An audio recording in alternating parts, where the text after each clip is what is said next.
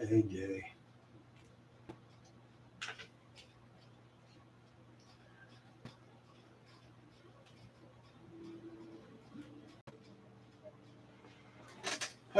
What's up, everybody?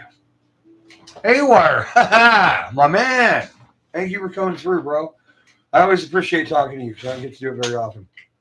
And you're a genius at the art of cinematography, and I respect and admire your work. I don't know if I ever told you that before. And no, I'm not wasted. In fact, I'm actually quite more sober than I usually am because, I'm working on myself. Because, the state had me on Adderall, and then they took it away without any warning or notice. And, I got really, really drunk. Because when you're used to drinking a certain amount, punctuation is not necessary in this field. It is appreciated. It's not necessary. So anyway, I got really, really drunk because I'm used to drinking a certain amount of alcohol and having a certain effect because I like to be at a 6. Because a 6 is fun. Nobody has to take care of you. You're just having a good time. I was at an 8 last night, and my mom almost called the police on me because, when you're so drunk you can't sleep and you just turn into a real asshole. Yeah, that was me. So, I broke my foot. Yeah, no, that toe's not because it's urban. It's just that color. Yeah, fractured and or bone bruised both my and 2 toes there. It's not really bothering me. I'm used to having a lot of pain for my back and my hip and all that kind of crap, so I'm not worried about it. But so and to be honest with you, I really don't have any work to do tonight. So if you guys want to see something on the bench or if you want to ask questions about anything, feel free. The only thing I actually need to do is put the rear tires on my Notorious. Other than that, John's not here. He should have his TRL conversion finished by now, and he will be bringing it back for me to set it up. So we will go through that in a video at some point live. I'm just chilling, man. I'm hanging out, just having a night, hoping I can sleep without getting drunk because I haven't done that in 20 years. And I'm not drinking, but I'm not drinking anything but beer. And I've had a lot of water as well. I'm trying to straighten up and fly right and do right by my job because they've done amazing things for me and they deserve it. And today I didn't go in because I screwed myself up last night. And here's the real ironic part. The reason I got so bombed is because 7 o'clock or 6 o'clock, I get a call from the youngest guy who works at our shop. He's in his 20s. He's got a new baby. He's married. Seems like a great dad. I don't know him well enough to actually give that opinion. His name's Jordan. What's up, bro? If you ever watch this, I doubt you will. He needed help with a car. He was trying to change the front knuckles. If you know what a knuckle is, or upright, it's like essentially the whole thing with the ball joints on an ARRMA, on a real car, like a Toyota. It was a Toyota. And I went down to help him, and he had the wrong hubs with the right bearings in the right knuckles. So we had to press out the hubs, cut the bearing because you got to cut that outside bearing race so you can use it to push the bearing out, et cetera, et cetera. It's a lot of work. And we had to go through all 3 shops. He was working in the new building, which is just for oil changes because that's where the car was. And then we have the Euro shop across the street. That's got a press and some good stuff. And then I had to go over to the other shop, the one I work at, to get tools of mine, like a big drift and hammer and all that. Because, I don't like using people's stuff if I don't have to. It's kind of like borrowing your girlfriend. If you're a mechanic, that's kind of how you feel about it. Anyway, Mike, what up, buddy? Great to see you. How you doing? Yeah. I heard you're going to get it soon. I heard some stuff the other day. I know Tulsa's going to get slammed pretty quick. So it'll probably come through you first. I don't know if it's snowing there yet. Man, I don't know how you do, bro. I really don't. I mean, I'm in so much pain just because it's cold here, like cold for Florida.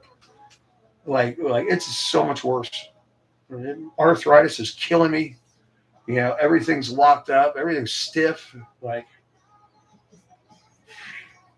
If I believed in ointment, I'd smell like a medicine cabinet. You know what I'm saying?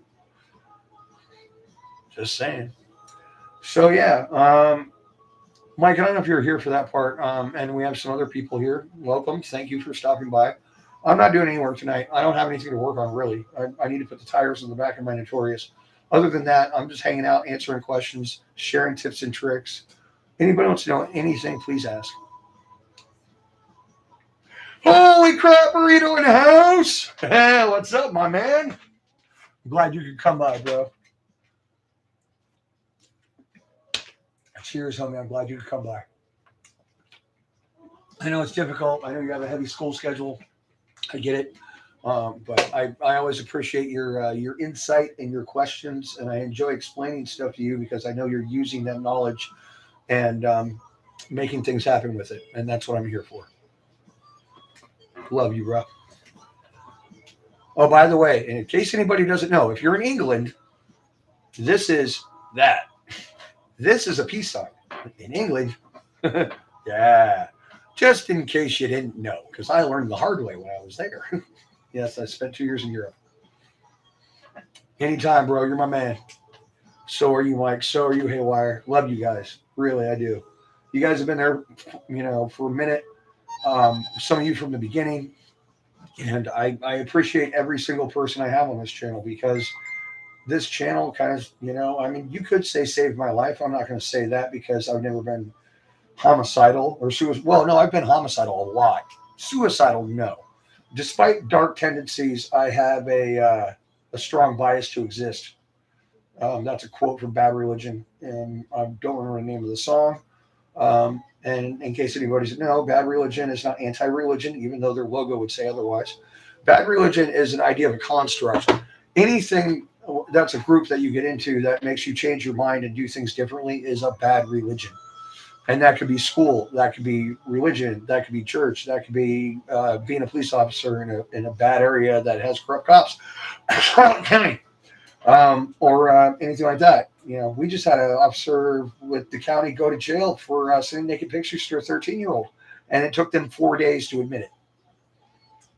Yeah, they violated my rights, my civil rights, 4 times, but I didn't sue because I don't want to move yet. And I wanted to go back to California for the longest time, man. But you know what, dude? It's not going well out there. Bro, you can't buy a gas lawnmower. And nobody's going to tell me I can't go buy a used gas lawnmower, double the horsepower, and kick my lawn's ass with it. I'm sorry. That's corrupt. That's like living in a deed-restricted community. If anybody doesn't know what that is, they have those in Florida all over the place. You're going to spend money on the biggest investment you're going to make in your entire life, on the home that you're going to make to live the rest of your life out, and you have rules? No, I don't think so. You can take your rules and turn them into the biggest phallic-looking ball you can find and stick it directly up your... You know what I'm saying? Hey, baby. How you doing, Amy? By the way, if anybody doesn't know, me and Amy just got engaged. No, we didn't exchange jewelry or any of that stupid, normal... bad religion construct that you have, where you're supposed to do all this stuff and have this big ceremony in some building that cost you an ass load of money. You could buy a house for that much. Thank you. I appreciate it, Brio. We have a verbal contract that we would both like to spend the rest of our lives with each other. And after 2 failed marriages, I believe that's the only way you should do it. I'm sorry. The idea of marriage in America is a 18th century leftover. It hasn't changed with the times, and I'm sorry, but it's just ridiculous. I believe in love. I believe in falling in. Well, I believe in falling in love now. I didn't for a long time. First girl I ever fell in love with, I was in high school. She ripped out my heart, stomped on it, set it on fire, drove over it with an 18-wheeler, and then kicked it down the street till she found a gutter to kick it into. And I have been protecting my heart for a very long time. Yes, I love both my wives dearly, and I've loved other women as well. But I haven't fallen in love until now. So I am in deep water. I am far from the shallow, as they say. Love you, Amy. Oh, shit. Yeah, you hear that, Mike? It's coming, buddy. Oh yeah, got you, bro. There, you got a camera on it. There you go. That's the toe. Know the toe, not that toe. Know the camel toe. Cameltoe.org, great website. All right, that's the toe. Well, the toes. Um, the one on the outside is not quite so angry because he's been broken 9 times. This is the ninth, no, 10th time. Yeah, I think 10th time I broke that toe. The one on the inside, that's the first time he's been broken. You know, I'm actually worried it's going to start wearing a Kango and a gold chain and rapping. Love my bros. It's just a joke. Don't get hostile on me. I'm not from Florida. I didn't know what racism was till I moved here. When I experienced it firsthand. At me. Yeah, that happens down here, bro. So, anybody with a white hood can go screw themselves. I'm not like that. I don't hate anybody. I give everybody an equal opportunity to prove to me that they're a complete dick. And when they do, they're treated like one. But I'm polite and generous and helpful and selfless when I first meet anybody. No matter who you are. I don't care if you're green, purple, gray, blue, Chinese, Mexican, whatever. I don't care. But everybody's given an equal opportunity to prove to me that they're an ass. This is how I roll, bro. I mean, that's. I don't understand disliking people on sight. Like, what did they do to you? Or because of history. I had to deal with a lot of that. When I was in Germany, man, nobody. Okay, this is back in '96, so you got to. How many years? 20 years now, right? Well, 30 years. Holy shit, am I old? Right. So I was 18, and nobody over 40 would speak to me unless I spoke German. And I learned enough German to get around. I could go to McDonald's and order a beer and a Big Mac. Well, they don't have a Big Mac; they have the McRoyale because that's true. It's the metric system, which is a better idea in the first place. And I don't know why we didn't adopt it because that's just dumb. So easy to just move a decimal point. Anyway, back to the story. So nobody over 40 would speak to me unless I spoke German because they still remember the war. They were pissed. Well, we did bomb the shit out of them, but they did start it. I get it. But then everybody under 20 wanted to speak English with me because they were taught by British school teachers. And there's nothing funnier than a German kid with a British accent. So they wanted to practice their English because they were all, America's the greatest place in the world. Well, you're right. But we have some problems. I'm pretty sure I've shared this ideal before with people, and I'm not trying to get on politics or any shit like that. America, I do believe, is the greatest country in the world, and we have it really easy here. We have a lot of rules and a lot of laws and a lot of freedoms. However, we are the youngest child in the playground with the biggest baseball bat, which is an issue. If you go to Europe, you see they've been around for 2,000 years and they figured it out. They screwed up and went back. And then Germany did it twice trying to start world wars. And they screwed up and came back. And the Japanese did too. They've been around a long time. I've seen buildings that are still being used with bullet holes in them from World War I. We are a juvenile ass country, but we have the most weapons and the scariest weapons. That is not a good thing to give a child. That's just the way I see it. You guys make up your own opinion. I'm not trying to force that on anybody. I'm not trying to say I'm right. I'm not trying to say anything. Opinions are like, people's right toe. Everybody's got one. Most of them stink. I don't know. Just trying to make up something stupid. You didn't see that coming, though, did you? That's the fun part. I did take this little beast out earlier because, yes, with broken toe, yes, with no shoes on, because I can't really put them on now. It hurts like hell. But I did rip it around for a little while, and then I came into a situation where I couldn't get it to reset. I still haven't put shrink wrap on these now, I know. I couldn't get it to reset the ECU, and that's because this wire decided to go. So I am going to show you how to fix that problem. It's fairly simple.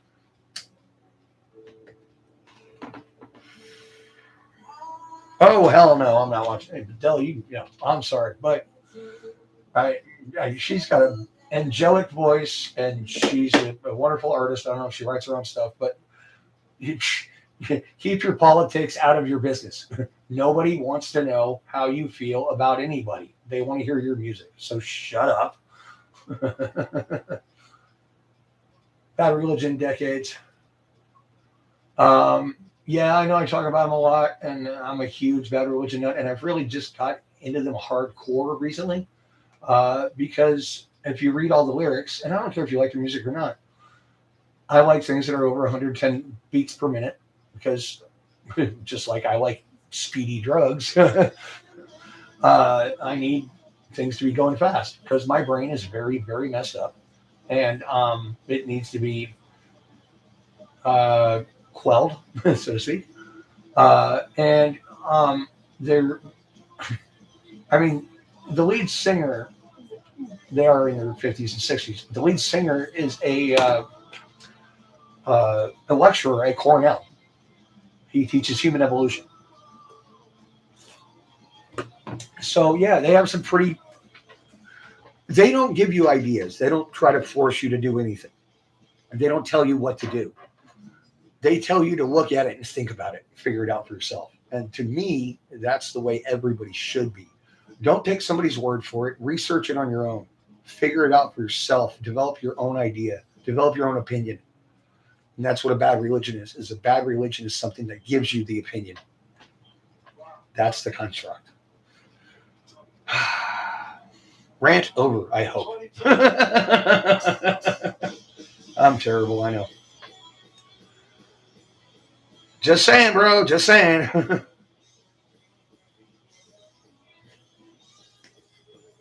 Oh, yeah, and I got to quit this bullshit. I have a lung infection right now. That's why I was in the hospital the other day. I didn't put it on Facebook or YouTube because I did the last time I was in the hospital and people like flipped out. I did put it on TikTok, but yeah. You guys want to hear a funny thing? All right. So I broke out of the hospital, right? Because look, I'm in the hospital. All right. They already saw me. They already did x-rays. They already took a bunch of blood out of me. Holy crap. Like 7 tubes or so, and urine and all that other stuff. And I'm sitting there, on a cot on the side of a walkway around the nurses' station in the ER, which means they have nowhere to put me. And I'm sitting there, and I started getting text messages that prescriptions are showing up at my local pharmacy, the one I go to. And I'm like, okay, well, obviously they're going to discharge me. Otherwise, why would they send out scripts? They think I'm safe. Right. So I left, and it took a non-English speaking janitor to open the door for me because they lock you in there. It's all electromagnetic locks. Even the EMTs can't walk out, where they come in with the gurney because they got to have the card. So I rolled out, and they sent a police officer to my house. Yeah. They called me, and I said, yeah, you guys got busy. You had 8 ambulances show up in 20 minutes. You guys were kind of doing your thing. So I rolled out, and I knew I was going to anyway. That seems like a logical thing to do, does it not? Well, here's the deal. In Charlotte County, apparently, we have so many intravenous drug addicts that people will go to the hospital just to get a PICC line put in so they can roll out, so they can inject because they're so full of scar tissue that they have nowhere. They can't even stick a needle in between their toes or wherever heroin addicts do it. I don't know. I was addicted to Oxycontin for 8 years. That's the same thing as heroin. It's clean, government-issued heroin. Trust me. But I never injected anything into my veins, ever in my life, and I never will because I'm too old for that shit now. I'm just kidding. It's just not my thing. I used to take it orally. But yeah, they sent a cop to my house to make sure I wasn't doing drugs and that I had removed my own PICC line. And I did. It's not hard. You take tape, done, put a Band-Aid on, sort of bleed everywhere. Big deal. I give myself injections of testosterone on a regular basis. I'm used to sticking needles in my skin. I'm used to pulling needles out. I'm not afraid of them. And every time a nurse has hit me, she's, oh, you have good veins. Well, that's because I never messed with them. So yeah, they sent a damn up, and I'm sitting there talking to this cop, and Charlotte County Sheriff's Officer, like, I'm terribly sorry they wasted your time and my taxpayer dollars. And he's like, I know, crap, isn't it? And I go, yeah, it's pretty stupid. But you know what? A lot of the things they do around here are pretty damn stupid. And that's what's called Florida. 8, yes, 8 vials of blood. Yes, 8 vials. I don't know if they were low that day or what. I mean, they could have just taken a bag and made it easier. I mean, that's what happens when you get blood. I really don't understand why they needed 8 vials. Well, I mean, probably because, hospitals tend to pay a lot more attention when you have shortness of breath code or, that's part of your symptom.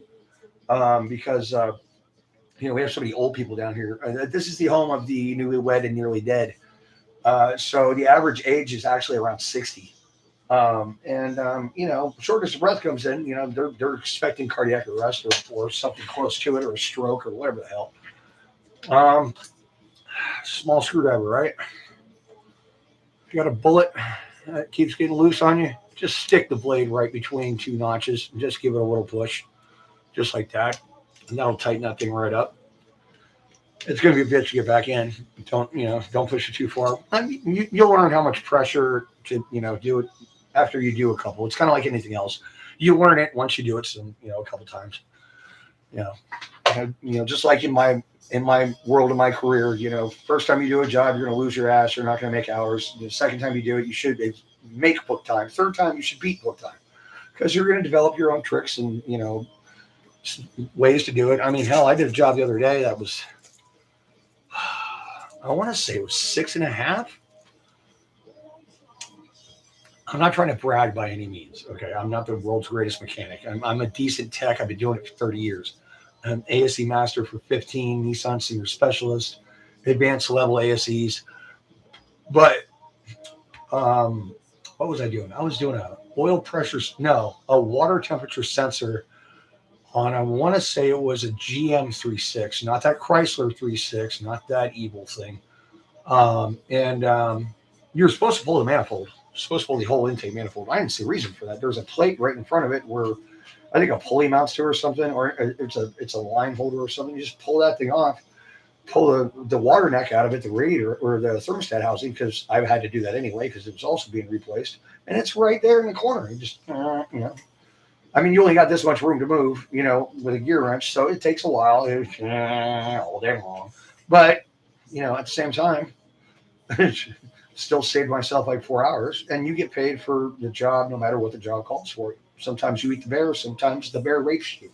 It just depends on the day. Dang indeed, my friend. Went to Florida once, tried to catch a lizard. Yeah, green and old, very common. Green and old, and it bit me. And a raccoon came and stole him. Yeah, the raccoons down here get to be about 30 pounds. I was at this dude's house right up the road like 35 years ago, and we're sitting there, and he's got this little tiny porch, like screened area outside, like a smoking closet, essentially. And he had a 50-gallon garbage can out there. And I look over, and there's a raccoon straddling it with 3 paws and digging through it with the other one. And I'm like, bro, like it's like 8 feet away from me, behind glass, but still, like, I'm like, dude. He's like, oh yeah, it's Dave. He's cool. You named him? Yeah, green and brown anoles are very common down here. In fact, when we were kids, we used to take them and stick them on our ears because they'll bite and they'll hold on. And you just wear them like earrings for about, a minute or so. Then they figure out that they're, hanging on for no reason. We had so much stuff to do in California, man. We had hobbies and I had like 10 motorcycles and a go-kart or 2. And, I moved down here, dude, and I'm sitting there like my 5th day in class, sophomore year in high school. And I'm like, so what do you guys do for fun around here? Sex, drugs, and alcohol. Great. All right. Glad I moved here. I was still a virgin. This state, dude, is so backwards and so screwed. I call it a different country, and there's a reason why, because they don't follow federal law here. Every single state in the union has to have these recycling tubes on the gas pumps so that the vapor coming out of your fuel tank as you're filling it gets put back into a container, which I'm guessing pressurizes and makes the vapor back into a liquid and gets it back into the gas tank, whatever. Florida doesn't have them anywhere. anywhere in the state. It's a federal law. And now I was told that, but I was told that by 3 people. Usually, when 3 people tell you the same exact thing, it's probably true, unless it's something about the news or a politician. So back in the day, I used to take that as, the word. Now, I'd probably do my own research, and I still spout that off. So I may be ignorant and incorrect, and excuse my ignorance, but I think I made a post earlier on Facebook that said, I can't remember. It was very profound.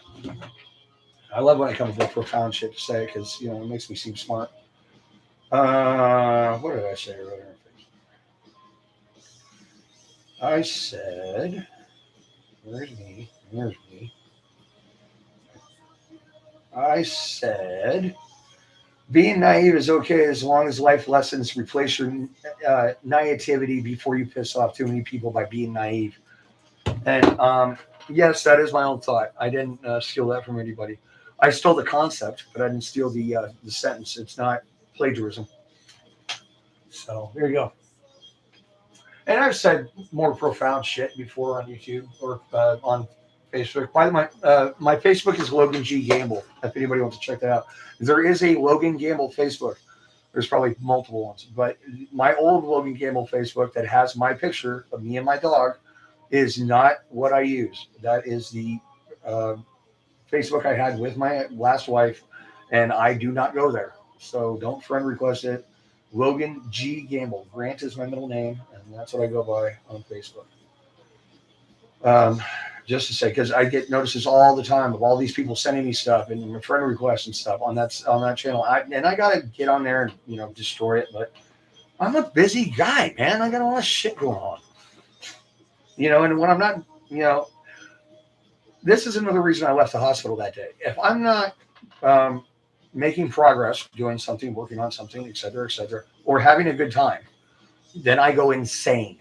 I go batshit crazy because I'm not being productive, and I have to be productive. I have OCD, I have ADHD, I have a very mild form of autism.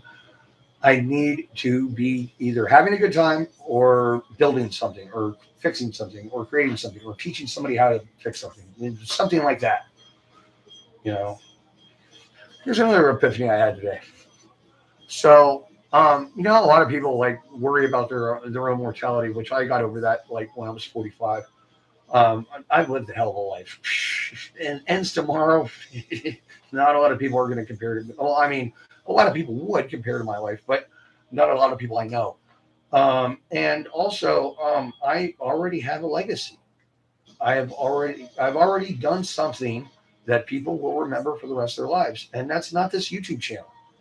That's the people I've taught on how to fix cars, because I've had some really good success stories. In fact, one's retired already. He's younger than me, and I trained him. And that makes me happy. That makes me aware that I've had a positive impact on society, and I've made good things happen. Taught people how to not have wheels fall off the car. Well, I appreciate that, bro. But like I said, this channel's not my legacy. It may become my legacy. I love you, baby. I'll talk to you later.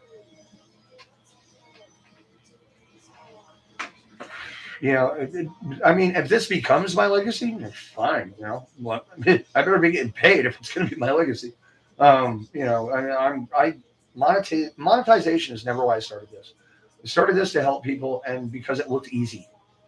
I was wrong. It's not easy. It's a lot of work. Editing sucks. Takes forever. I used to have an editor, and then he came back, and then he went on maternity leave because he just had his 5th kid. I think he's raising a baseball team. But anyway, and that would be David, who produced our last full-term video. And if you look at the old video, the way the vintage, I call them videos, David did all those too. And he's not bad at it. In fact, he's a lot better now. But I almost 1.5.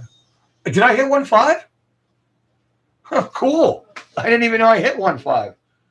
Dude, seriously, Oh my God, like 3 months. I was like at 1.47, 1.45. When you just fluctuating right there on the cusp of, did I hit 1.5? That's gonna be hilarious if you're the one who told me. Oh my God, did I really? That would be too cool. Nope, 146. Yeah, yeah. I'm not disappointed, honestly. It's been there forever, man. The way I live my life is always expect the worst, hope for the best. That way you're never let down. It's an easier way to deal with the world emotionally because the world is a very screwed up place.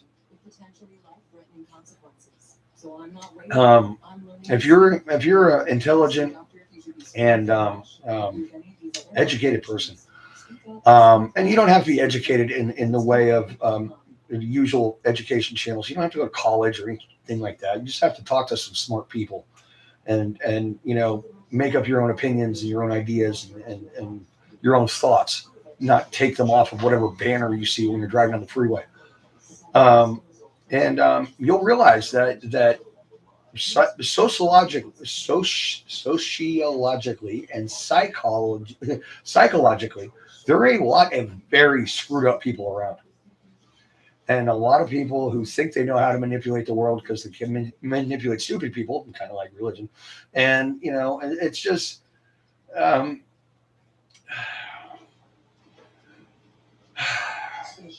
the average IQ is going down in a big way. Do the research. Google that.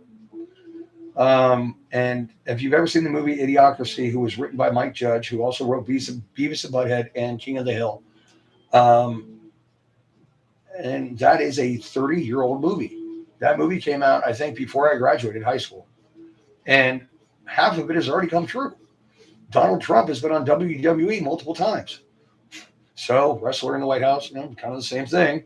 I mean, thank God we're not watering crops with Gatorade yet, but who knows?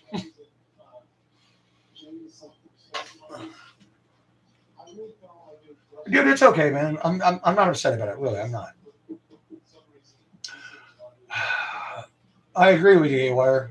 There are many going on right now, especially the neo Nazis are starting to make a resurgence, which is kind of a scary thing because the neo Nazis have a lot more technology and a lot more brains than the Nazis did.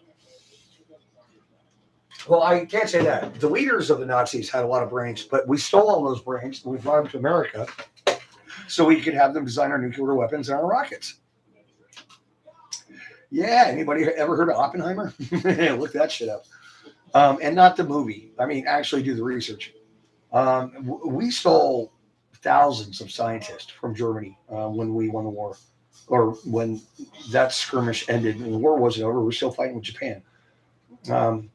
And what did we do? We had the Germans build us a really good bomb and we dropped it on Japan. And now you can call a guy in Tokyo with 3 testicles who knows all about it because he was there. I love that joke. I think that's a Carlin reference, honestly, but it's funny. Yeah, man, history's wild, dude. And the only way to learn how to not screw up without screwing up yourself is to see how other people screwed up and learn from their mistakes. And that's a hard thing to do. And since we're on all this life lesson crap, the hardest thing to do is to break the cycle. I was lucky enough to be given great DNA and great practices and life, how I act to people, from my parents. But it doesn't come with a downfall. I did get some bad things. I did get some bad behavior traits from my dad. I used to talk down to people a lot. Like if I got mad, I wouldn't get violent. I wouldn't get angry. I would just talk to you like you were the tiniest little piece of crap in the world, and just to make you feel bad. And because of that, I learned how to go hard to the throat when it comes to verbal warfare, which is something I'm terribly good at, and I hate the fact that I am. Um, it might have cost me a friend or two along the way. And then for my mom, I got these very long ladies' feet that look like kind of chimpanzee feet on the end because it looks like I can grab a stick with them. I probably could if I wanted to. And I got her chin, which is why I cover it because she's got a very hefty chin.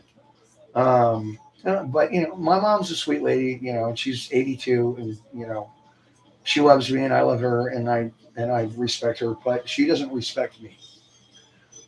She hasn't figured out that I'm not a child anymore. Um, she appreciates me. She loves me. Don't get me wrong, but she doesn't respect me. And we've had a disagreement with that recently because I got stupidly drunk last night and kept her up, and we had a verbal war on phone. And well, when me and mom go at it verbally, things are gonna be said. We both go hard to the paint right away, and we will find the deepest heartstring and strike it first because we want it to end immediately. Kind of like real war. You want to put the kibosh on it right away. Here comes Brody. Baba, Brody boy. There's my buddy. Come here, boy. Come here. Hey, what? No love? What is wrong with you? Why are you being such a little bitch? Huh? I love you. Here, go eat. All right. Anyway.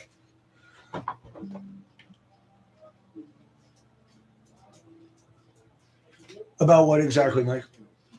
Oh, the silent war thing? Well, I mean, I've been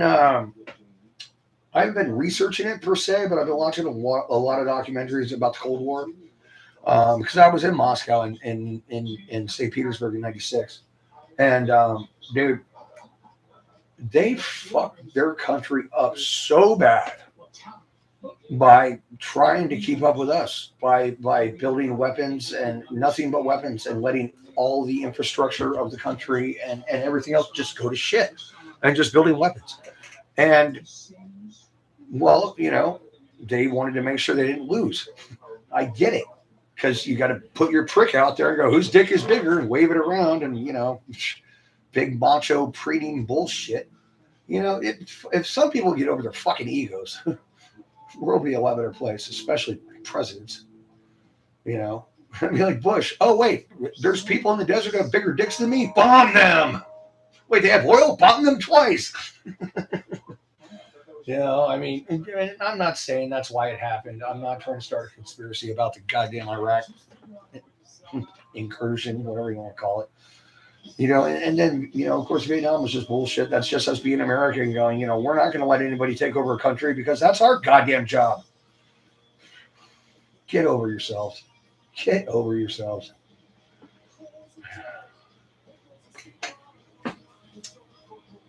2,200. Can't break past 25. Hit, drop, start, get some back, and drop again around 20. Yeah, well, you're still way above me. So, I mean, don't expect my sympathy, man. I'm kidding, bro. I'm just kidding.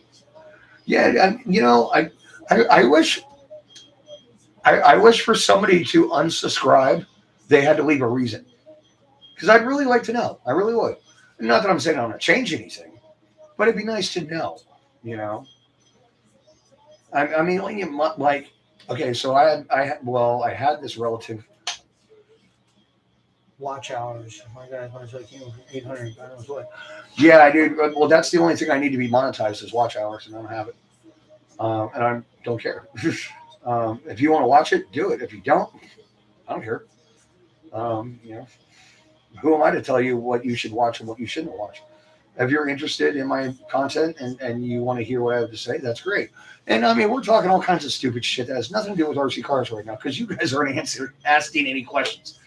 So anyway, I'm just being me. This is me, man, flat out.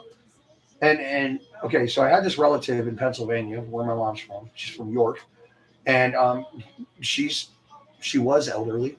She's now no longer with us, and she kept complaining about my language, about me saying the F word and all that all the time. And it's like, well, that's the way I talk, and that's the way a lot of people who are Gen Xers talk, because I am a Gen Xer. I'm not a baby boomer. I'm not a Gen Y, and I'm definitely not a freaking millennial. No offense to any millennials out there, but you people need to get your shit together. You don't even speak English anymore. I mean, if I have a vehicle that's a stick shift, I know I can leave my keys in it in the Walmart parking lot, and nobody under 20 is going to steal it. Nobody under like 25, because you can't drive them. Now, if you are in that age group and you can drive a stick, congratulations, you're one of the few. All right, let's get the wheels on this big boy. Who knows? Maybe if I manage to finish a day of work tomorrow, I might want to drive it. Ow! God, shit!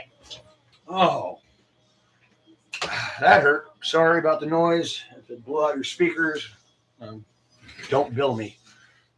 But that hurt like hell. That was like a damn Lego. And any parent out there has stepped on a Lego, you know what I'm talking about. Bro, like I said, I'm not here for sympathy, man. Life is life. It comes at you. It throws you curveballs. And I've done a lot of this to myself. I've been a drug addict, an alcoholic. I've screwed my life up very badly. But I've been lucky enough, very lucky enough, to have talent in the field that I work in. And if I didn't, then 2 dealerships wouldn't have called me to come back and work after I'd been fired 3 or 4 years later and need me there because they ran out of talent. And I'm not trying to toot my own horn. I'm lucky enough. My dad, okay, let me put it this way. So here's my father, right? So my dad, Ford Lincoln Mercury in downtown San Francisco is a city block, all right? First floor is a showroom. They have car elevators, which scares the hell out of me because I've never had to put a car in an elevator, especially drive one in and out of one. That's got to be frightening. I mean, that's got to be like putting a plane on an aircraft carrier elevator, Anyway, so first floor is showroom. Second floor, basic maintenance, oil changes, rotations, crap like that. Third floor, heavy line work, transmissions, engines, rear ends, etc. Fourth floor, we don't know what the hell's going on with this. Ship it up there. My dad ran that floor. He was, well, I can't say the greatest diagnostic tech ever because I don't know. I think he was damn good. I mean, if you ran a situation like that in a city that big, but now there's the whole conversation, nurture versus nature, DNA versus what you're taught. And yeah, I was taking screws out of my Transformers when I was 3 years old, and so my parents gave me their old dishwasher as a birthday present so I could take that apart. And when I was 7, I had a go-kart in a basket that my dad got me, and it took me 7 months to put it together. I've been turning screws all my life. But if I hadn't had some of the greatest master techs I've ever worked under train me and tutor me to be the diagnostic tech I am, and also Nissan North America, thank you very much, sent me to school 37 times at least, something like that. Which is a nice gig when you go to school if you work at a dealership. Dealerships are rough, but if you're good, you can get by. I learned a hell of a lot from a company that is on top of the cutting edge. And I still think that the 2009 to 2014 Altima, 13 Altima, sorry, one of the best cars ever made. It's basic, it's simple, it's easy to work. It's like the Volkswagen Bug of the 2000s. And I mean the original, not that piece of shit they make now. Jesus Christ. And don't get me started on Fiat Chrysler Group. No, I'm very aware of that. What I do right now defines me. And I am myself. No, dude, I've made a lot of rules, personal rules in my 40s, especially after 45. I'm never going to lie to anybody again, ever in my life. I'm always going to be myself. If I'm not having a good time, I'm going to get the hell out. And if I have any relationship whatsoever, and we're talking plumber, mechanic, girlfriend, I don't care. Any relationship with another human being that is not mutually beneficial, bail. Get out now. Get out. Get out of it. Because it's not going to get better. It's not. It's going to get worse. And I've realized that after 45 years of life. Well, 47 now, but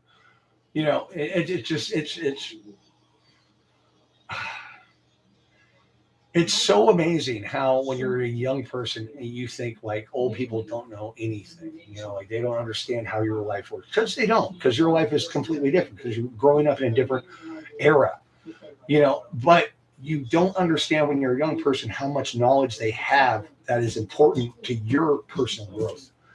And when you realize that sitting down with anybody who's older than you will change your life, that's when you really got your shit together. And it took me a long time to figure that out, but I'm so glad I did. Because people have these stories, man, of like, especially vets, and not all vets. Thank you for your service and your selfless act. I appreciate it. Um, some talk about it, some don't. But even the ones that don't talk about their service will tell you tales of personal growth and how they figured it out. They'll tell you a story, and you've got to look into that story and realize why they tell it. Because they don't tell you stories that are stupid for no reason. They're telling you something with a purpose, and you've got to get that, because they're not going to tell you it has a purpose. You've got to understand why they tell this story. There's a reason they tell this over and over again to many people, because it changed their life. So you've got to look for that little nugget of information and take it and learn from it and make it your own, bias it into your life, because your life is not going to be the same. You're not going to have the same world around you that they had, but you can still take that lesson and mold it into your world. I don't even be so goddamn philosophical, bro. And I'm not, can't even think of a good philosopher right now. All those names just flooded right out of my mind. And the only thing was left was Renaissance artist. I don't know why. That's what happens when you're old. You try to think of something and everything just goes away, and then it comes back 5 minutes later. Am I right, older people? 5 minutes later, right? So, it's just, it's a thing.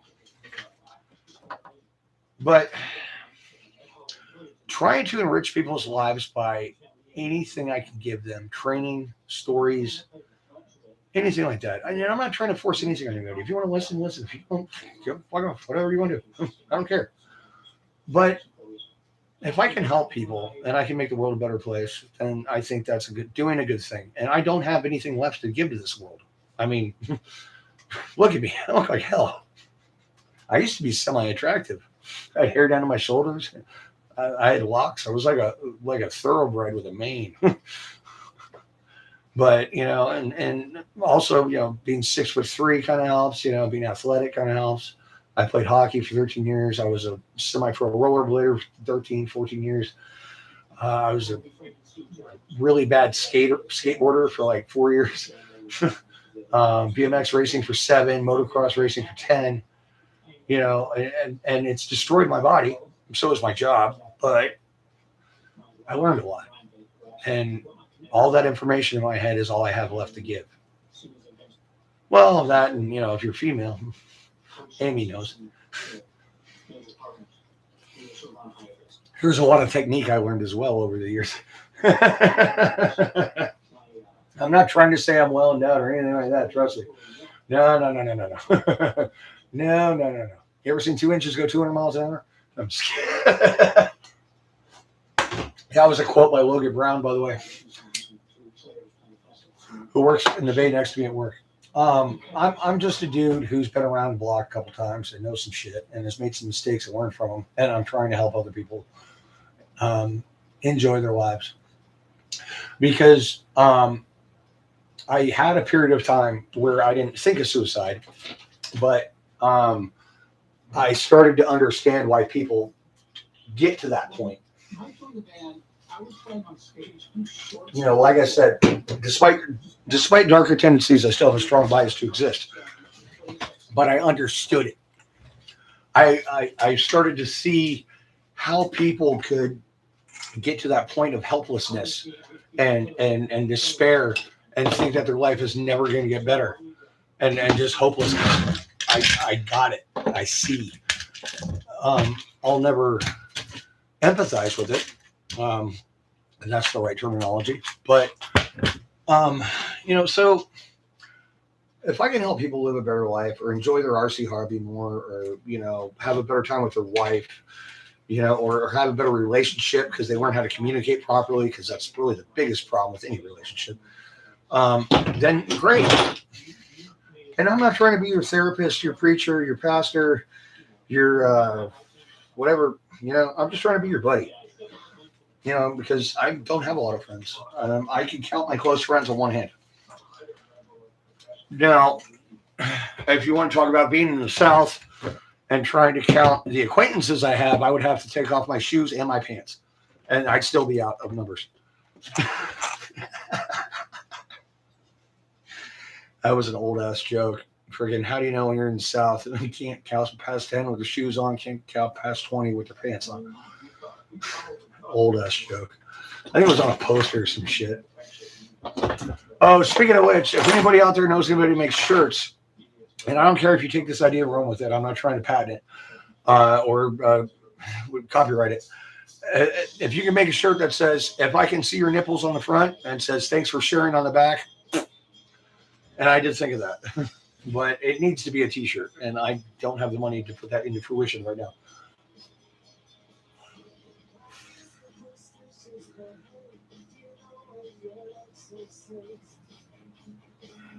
No. I did enter a couple amateur races. I was not a motocross racer. No, I was a motocross enthusiast. In California, Northern California, we have a lot of open area. And we actually have a lot of government land, parks where you're allowed to ride as long as you have a spark erector. Well, probably not anymore now. Those stupid freaking laws. But back then you could ride, as long as you were hooked up properly. And we used to trail ride. I mean, not like trials ride, but like just rip. And mainly what we did is me and my buddies, me and 2 or 3 of my friends would side saddle across town. So we'd like ride on the side, so you can hop off and pretend you're walking it because the cops wouldn't get you. And we'd side saddle about 5 miles across town. Well, certain parts would just get on, just tear because we knew probably no cops there. And I was like 13, 14. And then we'd meet up with my other buddies across town, with another 3 or 4 guys. And we'd go out to like a farm or ranch or somewhere where, they don't care and just rip, just tear it up, man. Big jumps, going up hills, a lot of hilly, crazy natural features in Northern California. It's if there were no laws, it'd be the greatest place in the world. But Southern California, who we hate, and they should build a wall, they split it up just like Berlin. I know it's communist, but they're really screwing that state up. They don't have any water. All the water in Southern California comes from Northern California as well, and Oregon, and Washington, and the Rockies and the foothills. But nonetheless, Southern California makes all the laws. Northern California is the greatest place in the world. Southern California is a terrible place. It's full of smog. It's full of a-holes. It's full of people who are trying to be actors and Hollywood types and singers who have failed careers and suck. And it's just a terrible place full of terrible people. Some of the best comedians in the world have come from there, but that's because they have to move there to get noticed. And all the actors and actresses and all that. I mean, for God's sake, Schwarzenegger was the governor of California. I mean, how in the hell does that happen? Oh, right, because he pulled a Clinton and banged a nanny. Oh, sorry, I had to. Burrito, love you, bro. See ya.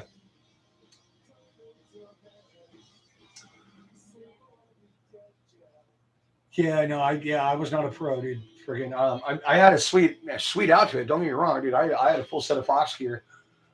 In fact, I have a picture of me when I was 13 in Florida. I was down here for Christmas, and my grandmother had just bought me a full set of AXO gear. I had new pants, new jersey, freaking chest protector, gloves, boots, whole 9 yards. I didn't really like the boots, though. I had an old pair of leather boots. I forgot who made them. Really well-known company back then. And we're talking the 80s. But they were really good, really nice boots. My first bike was a Honda XR80. Yes, 4-stroke. Yes, 2 shocks. It was like a 1980, 83. My second bike was a YZ125, one of the first monoshock YZ125s. And when I was about 13, somebody stole it and put regular gas in it and burned it up. And then his buddy knocked him out, and we found it. And we went to his house and knocked on the door, and his dad said he's going to pay for everything that was damaged. And we decked it out.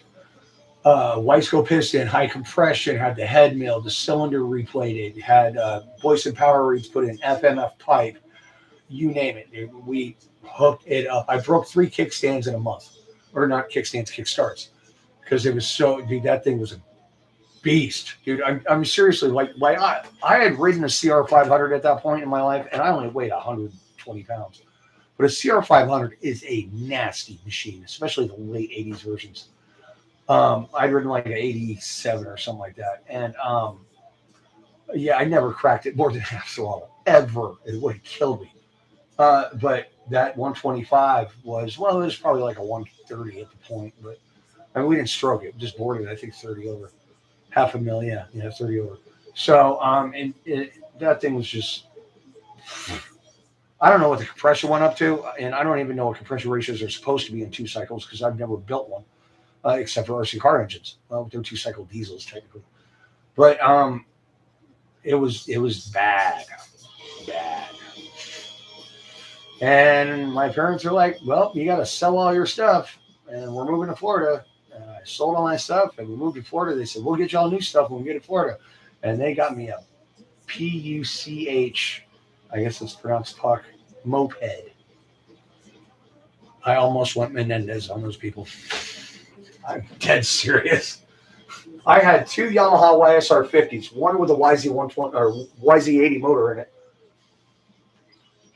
The other one had the stock 50 air cooled that was completely decked out. Yes, the YZ 80 motor was water cooled. We loaded the radiator brackets on stuff, dude. Full custom pipe. My YZ 125 had a KX80 big wheel that was a bad beast. I had 2 mini bikes, one with a Briggs 5 that made 27 horsepower on alcohol, one with Briggs 5 that made about 10 horsepower on gas. And then I had a go-kart with a the Honda Clone hadn't come out yet. You know, like that motor that every go-kart has now, the Honda Clone. That's made in like 7 different countries in Southeast Asia. But it was, I think I had it wasn't a twin. It was a big Briggs, though, like a Briggs 19 single. And it had been modified, piston and rod. And we didn't modify the cam on that one. But I didn't, we flattened the head out, raised the compression, we lightened up, shot P in the rod, Magnaflux it, and it was revving to about $5,000 on the regular. So that thing moved pretty good for being a 100-pound motor in a 100-pound, 200-pound go kart. I mean, it was a heavy frame. It wasn't a racing frame or anything like that. It was a big old beastly frame. You could drive it into a tree and not screw it up too bad. It wouldn't bend the frame; it'd bend the Nerf bars and shit. Anyway, so does anybody have anything to ask? Please. I've been talking for like 2 hours. I'm starting to feel narcissistic.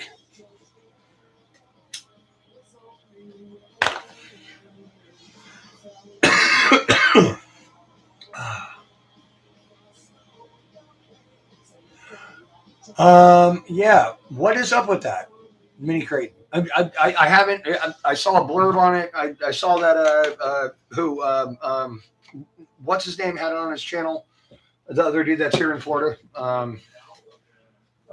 Yeah. I saw I saw his thumbnail. And I don't know. I haven't even looked at it. I have no idea. So hell, I'll look it up right now. Let's see. Mini Creighton. Because obviously, yeah, it's not a ROM. Mini Creighton. Mini Creighton. Yeah, it always says Creighton, which is funny because Creighton's actually my favorite author. Read everything he ever wrote that was published. Mini Creighton. There we go. All right. So what is this Mini Creighton? What is this Mini Creighton? All right, yeah, there you go. Let's go right to this thing. I'm just going to look up the exploded view so I can see how it's built. I don't need to see the performance. I want to see how it's assembled. Because that's usually my problem when somebody brings me a vehicle that I don't own or never have owned, is I don't know how to work on it because I don't know how it's assembled and built. Yeah, this is all crap. There's no exploded view. Let's just run at the end. Oh, and 7 different languages, of course. I get it. Well, I can't read German very well. I can speak it, kind of. I mean, it's been a long time. Let's see. So let's get out of that. Go back to the original search. Close that. Mini crate and exploded view. I'm going to change crate to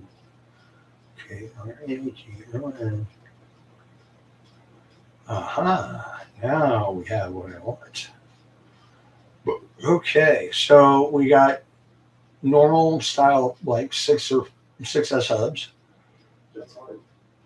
Steering bell cranks are backwards. That's funny. I don't know what kind of acronym that gives you. Shocks are quite laid down, which is very progressive. I mean, not progressive in the sense of like we're okay with you being a trans, but progressive in the fact that they're going to get tighter as they compress. All right, well, that's part of it. What we got here? That's another page. Where's the damn drivetrain? That's what I want to see. Here we go. Okay, so we've got a plastic chassis. So it's a 3S, right? So it's an old Vortex. I have my problems with the Vortex, mainly the drive shaft in the center, because it's too damn long. It's too easy to make it vibrate. It's too easy to bend it, because that chassis flexes a lot more than you think, and it's not hard to bend that thing. And I never had any problems with differentials on the 3S on that thing. So unless I'm looking at the wrong thing. Yeah, and it says exploded view armor crate and ion. No, that might be the wrong truck. Am I looking at the wrong truck? Yes, yeah, it did have reinforcements. Okay. Well, I mean, I don't know. I don't have enough experience to give you an opinion on it. Because you know me, especially when it comes to technical things, I want to have one in my hands. I want to be able to work on it. I want to be able to drive it. I want to be able to try to rip it apart. Whoops. Before I can give you an opinion, because that's the only fair way to do it. And I hate people that give you opinions on shit when all they've done is seen it, because they don't know. And if you don't know, shut your hole. It's a bad religion. It's more biased to bullshit. And I'm not down with that. I'm not okay with it at all.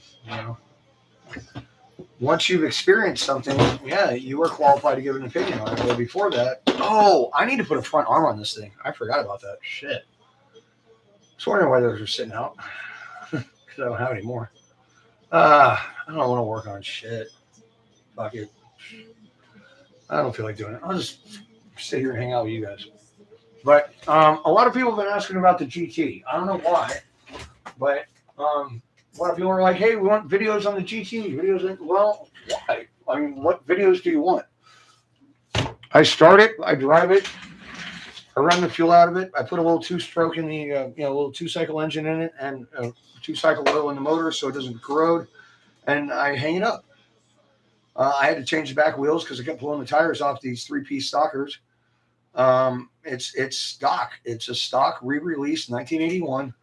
I think that's the year. I used to have the team edition when I actually had my first one, which obviously have the Teflon coated shocks and all the cool stuff. But they don't have that, I guess. And I had the original OS redhead motor, and then I had several different race motors when I raced for a while. But I still went back to that OS redhead. Even with a different head on it. Actually, there were better heads available for that OS redhead. And this is a $47 Amazon motor. That is what you would expect for a $47 Amazon motor. All the screws backed out of it. And I had to redo it. It's a non-pull start header that I had to modify to fit the pull start. Because I can't find a pull start header within 1,000 miles or 5 months. So screw it. I modified the clutch because we used to do that back in the day. I used to run a bunch of. I had MIP arms and MIP steering cranks and the Teflon shocks. Like I said, other than that, this is a stock build.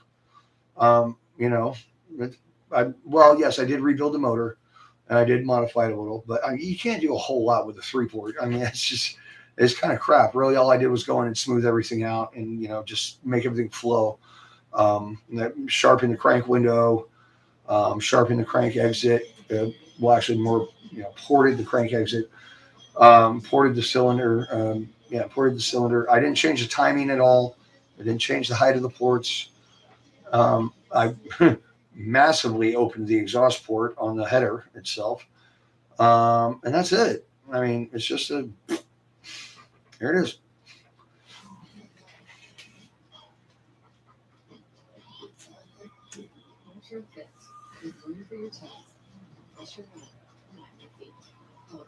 Hey, man, I'm sure you're going to have a hell of a video on it when you get it, unless you already did. And if you did, I'm sorry I missed it.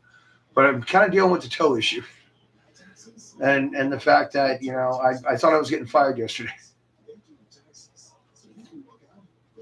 Because when you get called into the principal's office, that usually means you're getting shit canned. In my history, in my experience. In this case, not so much. In this case, it was like, hey, you need to straighten your shit out a little bit. Well, when you quit the last upper that you've been doing legally for a long time, it's kind of a transition. And Adderall, or amphetamine salt, as it actually is not as bad as like opiates. Opiates are, ooh, oh my God. But it's not like cocaine where you're just the next day you're fine. It's third day's a bitch. But and then I made the mistake of drinking way too much because I didn't respect the fact that I was off it, and just once you get down that rabbit hole, it's kind of hard to stop. Yeah. Oh, I feel good. I should drink more. I don't feel really good. No, you're a moron. Yeah. So anyway, but you live, you learn, right? That's what life's all about. Life's all about just trying to be the best person you can be, the best version of you can be. And unfortunately, I have a lot of good to work with and very poor way of showing it. Like I said, not tooting my own horn, just, I mean, anybody out there had an IQ test you want to share? I'm not Mensa quality, a little bit short. So, and my mom always loves to remind me how she's 3 points higher or 4 points higher, or whatever the hell. Last time I was tested, I was 9. So, I don't know, maybe at 13, it would have been the best time to test. That was before I got into drugs. Well, no, that was before I got into weed. Weed is not a drug. And weed is not a gateway drug, by the way. Anybody who thinks it is, you're inexperienced or you're a tool. Marijuana is a wonderful gateway drug to get off of hard drugs.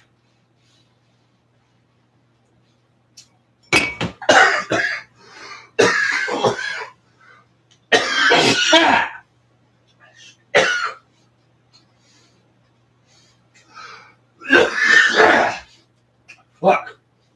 All right. Anyway. So, there you go.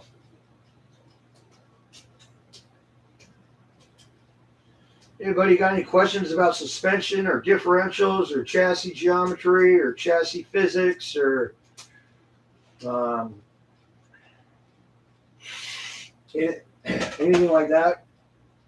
By the way, if anybody wants to learn anything about that kind of stuff, like actually how these things work as far as weight transfer and all that cool stuff, I would highly recommend check out Driver 61 on YouTube, and also Driving for Answers. Dude's like, I don't know, he's from somewhere in Eastern Europe. You can tell by the accent, but the dude's very knowledgeable and is very good at explaining stuff, how things work. But Driver 61 did a really good video recently about how road cars now have more complicated and more advanced suspension than Formula One cars. And Formula One is supposed to be the most technologically advanced form of racing in the world. But they have rules. And I kind of agree with that because with the stuff they're putting on road cars today, I don't know if anybody's ever heard of an inverter. Anybody know what an inverter is?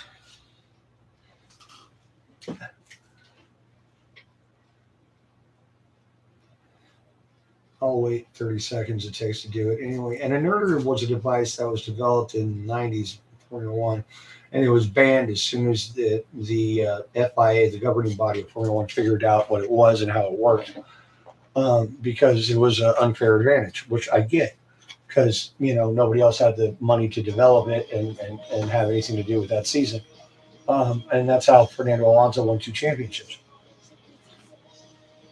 because he could ride the curves and the car wouldn't bounce. So an inverter, instead of having a shock absorber where you have fluid and a piston going back and forth, what you have is a screw for a rod, and then you have a piston kind of thing that has to move down the rod and back up the rod. So it's a completely different physics channel than having a piston move through fluid. It works much slower, but at the beginning, but then once it starts spinning up, then it works faster, and then it slows down again. So the damping effect is way different. It's a much more complex graph if you're looking at like a chart of the damping effect. And I don't know all the physics about it. I'm not a scientist. I'm just a guy who has worked on some race cars and is a Formula One fan. But it's a totally different thing, and they have these now on factory vehicles coming from some German manufacturers and some, I think, French manufacturers. But not only that, active damping is coming back. So they're using an inverter and a hydraulic setup that can move the chassis. And because now they have cameras and radar and LiDAR on the front of cars, they can react to what's happening in the road before you hit it. Like if there's a speed bump coming up, they'll change the damping, they'll change the setup, and it's on the fly. And today's computers are so fast. Well, no, they're not really fast. They're smaller. Microchips have never gotten better, ever, in the history of mankind. A lot of people don't know this. They've just gotten smaller. More computing power in a smaller space. It's not a better setup. It's just a more efficient setup. It's a smaller deal. And the fact that they're doing that with road cars now, and they're also doing frick. I don't know if anybody knows what frick is. Frick is something that Mercedes developed about 10 years ago, I think, in Formula One. It's forward, rearward, interconnected suspension. So you had hydraulic tubes running back and forth and left to right on your dampers. So if you braked going into a corner, the back end wouldn't lift because the hydraulic pressure from the front dampers would go to the back ones to keep them from changing the angle. So to keep the car flatter. Because in Formula One, you've got undercar aerodynamics. It's the flatter you can keep the chassis, the faster the car is going to be in the corners. Because you've got all this, stuff going on with underneath, aerodynamics. Why I'm not going to get into that because it's a long conversation. William Towett has a bunch of videos out. He's a master of that. He worked for Williams for like 20 years. Anyway, so it would keep the car flat in the corners because it would change. The pressures would change in the dampers side to side, front to back, and of course they banned it like they do everything else. Well, they're using that in production automotive vehicles now. Which is kind of funny because most of the technology in automotive cars and production cars has come from Formula One or some form of racing. So that's great. But, if you understand all this stuff, which took me a long time, it's just a side hobby of mine to look at chassis geometry, chassis physics, aerodynamics, hydrodynamics, thermal dynamics, events in the chamber, as we call it, when the bang goes off in the engine. It helps you become better at making these things work. And that's why I do it, because it's fun. So anyway, you are good old yeah, there it is, man. Order power supply for my subs. Subs. Define what you mean by subs. Like subwoofers?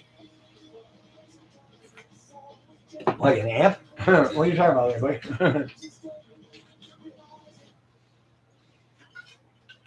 buddy? I mean, don't get me wrong. You know, I'd probably give both my testicles for a Marshall stack right now. Yes, I am a. I'm not going to call myself a musician by any means. I do appreciate music and I listen to a lot of it and I try to learn it. And I only learned how to play bass like 10 years ago. So yeah, I suck. But there is a certain feeling you get when you can feel the music, even if have earplugs in it. When you can feel, you strike that chord, you can feel the vibration go through your body. It's pretty damn amazing. But the most amazing feeling is when you're in a jam with like 4 or 5 guys and you're just sitting there playing different crap and it falls together and the rhythm matches and everybody's on point. That is an adrenaline rush that is just as close to launching one of my ARRMAs 200 feet. I don't know if I've gone 200 feet. I might have, but that's right there with it, man. And being an ex-adrenaline junkie, when I was a kid, doing all the sports I did and everything, this is all I got left. So, and I'm, slowly, surely quitting all the drugs and chemicals I put into my body so that I, maybe can live a little longer and not cough, puke up so much crap. So, at least I got that going for me. No, not a jam band, but when you get with a bunch of guys and you're jamming, my roommate at my first house was a drummer, and he had an electronic drum set, and he could hook it up and plug it into an amp or whatever, and you could hear, like he was really playing like a real drum set, even though it was like just tappity tappity tappity on plastic pads. And then my neighbor across the street, he played the ukulele. He was actually really good at it. It was a hobby he decided to pick up, and he actually got good at it. I mean, maybe Eddie better turn him on to ukulele, because apparently that's what he does now, the ex-lead singer of Pearl Jam. Or I guess they're still together. And then I had another buddy who was a guitarist, and he played electric. And you get a bunch of guys in a room who've never played together before, and you all just sit there. It's kind of like a drum circle without smoking that much weed. You just kind of hang out and just kind of strum around, and but when the rhythm comes together, it's magical. And I know that's a lot for me to say, but it is magical. Learn to love and play RCs. Yeah, actually jamming. Yeah, that's what I'm talking about, man. How you doing? Welcome to the channel.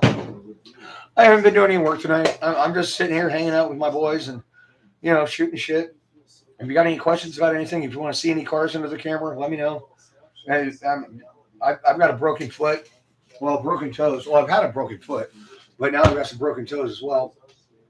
I got a little bombed last night, and this one's not so bad looking because it's been broken 9 times. I think this is the 10th. This is the first time that one's been broken, so it kind of looks like it's going to put on a Kango, a gold chain, and start rapping. Sorry, I couldn't resist. That's just a fun joke. But no offense to anybody, please. It was just a joke. Unfortunately, in this day and age, you can't make jokes anymore because people get offended, and then some Karen is going to call the police, and you're going to get canceled because America is so goddamn sensitive about everything because everybody gets offended for everybody else. What the fuck happened? Power supply, 900 watt, 120 volts, plug-in amps, 100 watt amps, 220 volts, 220 circuit. Right, and you're going to need one to make it work properly because otherwise it won't. Trust me. And dude, if I don't plug my welder into a decent output that isn't being borrowed, and it's a 115 welder, it doesn't work right. What's your what ohms and watts are you running? I used to dabble in stereo. I'm not a professional. I just know a thing or two because I've worked with a lot of professionals that did know a lot. But anyway, I'm all right, man. I mean, I'm walking on it, just not walking on it hard. 2 ohm sub, 8 ohm speaker. Okay, so are you running series or parallel? Well, how many channels do you have? I mean, because you would have to have 2. Home setup, subject series. Okay, cool. All right, well, you guys sorted. Yeah, but you need power. All right, cool, man. And by the way, dude, I watched a couple of your videos where you're playing music and hanging out and all that cool stuff. Dude, like seriously, we would so get along. Um, yes, I like newer stuff. That's a little faster, but you got to realize every single master tech I've ever had, and or foreman, and every single shop I've ever worked at plays 90% 80s, 90s, not metal but rock. Guns N' Roses, Slayer. Not a lot of Slayer, but Metallica, a little bit of Pantera mixed in, all that kind of stuff. Tesla. I actually really appreciate Tesla because I'm a huge fan of Nikolai Tesla. And the song "Edison's Medicine," is a great tribute to the man who changed our lives. And you guys got to realize, if it wasn't for him, you wouldn't have power in your house without having a whole buttload of wires that running around. And unfortunately, Edison and Marconi screwed him over and stole all his patents. And the man probably died from being stressed, from being screwed over. Who knows? He was a Russian immigrant. Who knows how he thought? But we know that he was way above his time.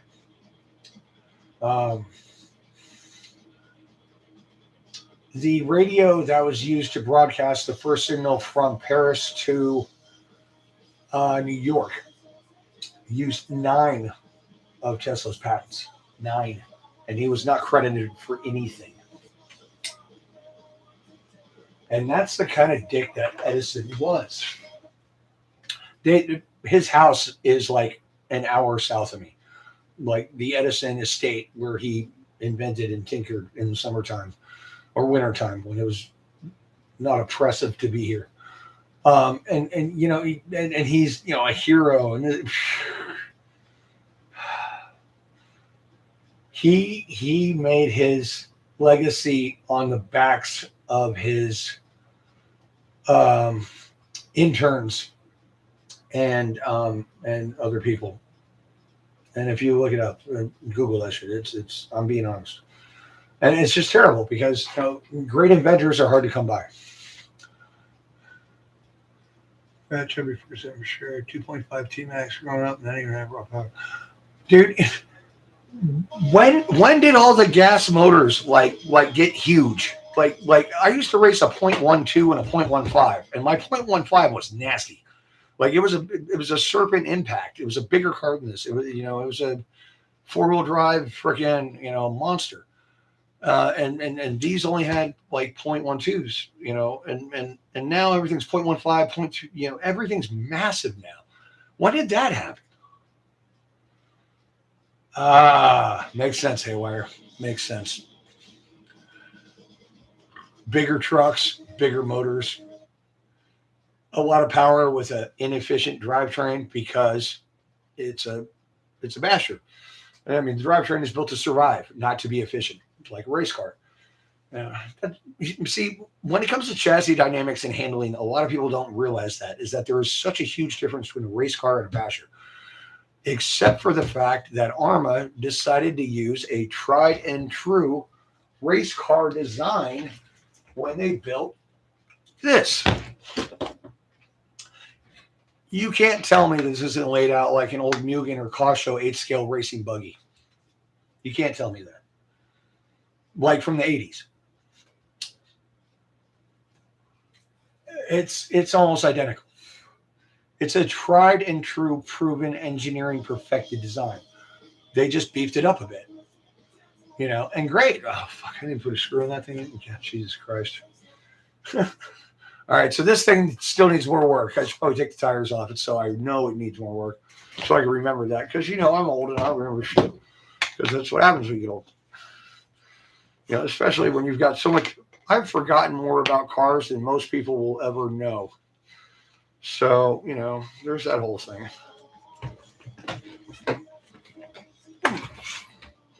Yes, they're that hard to take off because I've modified hubs that I modify myself, and it keeps from stripping shit up because I put a lot of torque load through these tires, dude. A lot. Double standing backflips now. Yes, I've done them. No, I don't have one on video yet. I will. Well, no, I did a well, no, I did a double wall flip. That's on video. That's documented, and it's on the channel. But I haven't done. I don't have a double standing back flip or double standing front flip, which I'm also working on.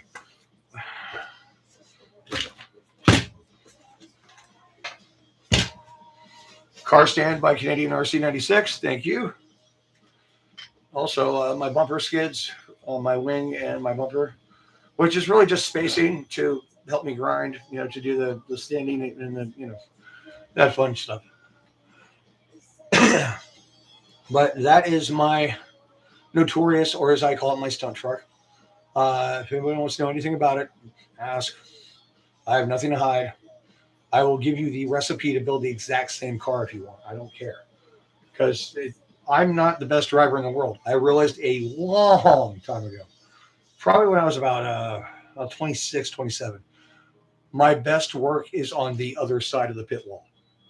That's where I shine.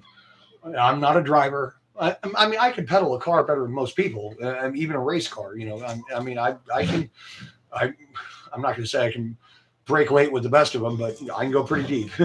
and I can hold G's, and I can, I know the physics of it, so I can drive a car, but I am not a professional driver by any means. I am, however, fairly decent at chassis setup and listening to a driver talk about what's wrong with the car, what the car is doing that they don't like, and fixing it so that the driver has more confidence, therefore goes faster. Call it head mechanic, call it race engineer, call it whatever you want. I don't have an engineering degree. I don't have a degree in physics.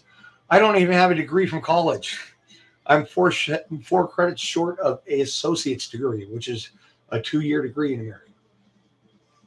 Because I failed algebra twice. Not that I actually failed the class twice. I failed the class once, the second time. I didn't have enough lab hours because it's a remedial class. I was like, can you just put two and two together? They're like, no. I'm like, all right, screw you. I already have a career. I was already an auto mechanic for a living. Auto technician, whatever you call it. So what's everybody talking about here? Back to Tesla. It is a shame. Invention Secrecy Act, exactly. Great inventors today. No, I know all about it, bro. I know all about it. I already been down that rabbit hole. And you know what? I haven't gone far enough with multiple sources of information to believe everything I've read. Let's put it that way. I mean, like anybody can put up something and you go read this and it's true. It doesn't mean it is. When you have multiple sources with the exact same information, that usually tells me it's probably accurate. Unless you're getting it from somebody's mouth verbatim who actually worked there. Traxxas numbers were made up. 0.8 LS engines, big upgrade to 2.5. Back in the day, seen videos where they considered ground. Okay. You want to talk about some badass engines? Back in 2004, I used to race circuits professionally. I wasn't paid to do it, but I was a sponsored driver, so that means I got everything either at cost or free. And I can find them without dropping shit. Oh, yeah. All right. Well, anyway, so I used to race Nova Rossi Megas, Michael Salvin series. I don't know if everybody's ever heard of Michael Salvin. Apparently, he owns Serpent now. I think he was their top driver back then. Well, he was in the 2004 Florida Winter Nationals. He placed first in the 8-scale A main. So I mean, yeah, he's from the Netherlands. Very nice guy. Anyway, I have a signed hat by him with a Nova Mega Serpent pin, and that's what we raced. And we were the .12s were running about 43,000 RPM. Putting out 0.96 horse, I think, and the 0.15s were doing 48,000 RPM and putting out 1.7 horse back then. And we're talking, I think, a 5-port on both. It wasn't anything, I mean, rear exhaust, of course, but it wasn't anything crazy. Not like they have today, like 7-port. It's getting a little insane. I'd love to see the aerodynamics or the computational fluid dynamics of air moving through the 7-port versus a 5-port. I mean, really, is it that damn different? Plus, you've got less cylinder structure. I don't know what kind of compressor ratios they're running, but we were running turbo button heads and all that kind of stuff. I think we're running anywhere from 18 to 25%, depending on the temperature and how much compressor we were running, depending on the head shim. So yeah, we were killing it. But I was third in the state of Florida twice in the 4-gas series, which was 6 races, 2 in Miami, 2 in Fort Myers, which is close by, and 2 in Lakeland, which is north. And then the Florida Winter Nationals, I raced twice, which is a week-long event, 3 days of practice, 3 days of qualifying, 2 days of mains, and hundreds of people. But here's the thing about the Florida Winter Nationals. Now it's just an American, backyard gig, right? Wrong. At the time they ran it, which I think was in March. I can look on the shirt. I've got it over there. I don't have my trophy anymore because my house burned down. The snow had not melted in Europe yet, so the European season had not started. So you get Team Trinity, you get Team Serpent, you get Team Mugen from Japan. Yes, all these pro teams would come over to practice for their upcoming season. And they were all pro drivers. Now, there's no such thing as a pro RC driver. If you're a pro RC driver, you work in the R&D department for whoever makes your RC car. That's just a fact. And you know who told me that? Joel Matchett Johnson. Yes, met him when I was 11. So, it's a backyard Florida national event, but it's the who's who of who's in every magazine that is RC car based in the world. There, driving, racing. There was this British kid on Team Trinity that we got so wasted, dude. He was on the toilet all night. Bleh. First time I ever heard the term bus driving. When you're throwing up and holding the toilet bowl. Oh my God, that was so funny. That's when I met Josh Cerule, who does Triple X Main. That was when his first video was just about to drop, the first Triple X Main video. And we got to see a unedited, uncut version of it on a DVD in the hotel room. Pretty cool. I'm not trying to brag by any means. I mean, seriously, I'm just a dude. But that was a good ass time. We had a good time that night. Because my buddy was like, hey, man, do you know these Trinity guys? I'm like, yeah, they're pro racers, bro. He's like, well, I was just talking to one of them. Like, they don't know the area. They want to have a good time tonight. I'm like, well, shit, let's take them downtown Fort Myers and get them fucked up. All right, cool. So we take them downtown Fort Myers. We have some drinks, hang out, go to a couple different bars. And then we go back to their hotel room and hang out. And that's what happened, and we ended up getting a room, like right next to them. But it's funny. And I'm totally not bragging. 311 was playing the weekend, which is like the A and B mains are placed over Saturday and Sunday. And they were there for sound check and stuff on, I think, Friday, and came walking over to the track. Now, they had just came out. Like the song Down, their first hit, had just dropped. I didn't even know these people were. My buddy's like, dude, it's 311, man. It's 311. I'm like, okay, whatever. And it's just these 4 guys who, kind of, cool looking, kind of, punk, well, not really punk, but, different, acceptable in my world. Just looking around and asking about stuff and, because, it sounds like a million bees going off when you're racing nitro. Anyway, that's my 2004 national story. Yeah, it was fun, man. It was but I also quit because of it. I quit RC for 13 years because after the nationals that year, when I only finished 32nd, third in the C main, my sponsor was not happy.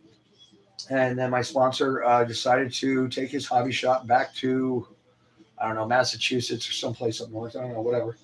And closed the shop. And that was it. And it wasn't fun anymore. It was no longer fun. And when this channel is no longer fun, I will stop this as well. because I've made a promise to myself to always have fun no matter what the rest of my life. And unless it's hurting anybody else. That's my second commandment. Yes, I have a couple of them. No, they don't follow the book. Anyway, so, I sold it. Well, I didn't sell it all right away. It sat in my garage for about a year. Two impacts, 2 impulses, 4 boxes of tires, 3 boxes of bodies, probably a case of fuel, 4 gallons, 3 extra motors for each car, enough parts to build 2 more cars with chassis and everything. We were set up. We had stainless steel boxes that had rollers and the big Trinity bags that had the 3 boxes going in one. We had all that. We looked like straight up pros, even though we were just sponsored by a local hobby shop and we were getting our stuff at cost. Because the other person on the team, who it was my responsibility to build and tune and pit his car. Have you ever seen the movie The Boiler Room? He was arrested at the age of 16 because he was in a ring with 3 people for selling fake stocks online, and was banned from using a computer till the age of 21. Well, he was 26 when we met, and he had gone in solo again, and he was an illegal thief, whatever you want to call it, hustler. He was selling fake stocks online, and he had a buttload of money. So he financed my racing career for 2 years.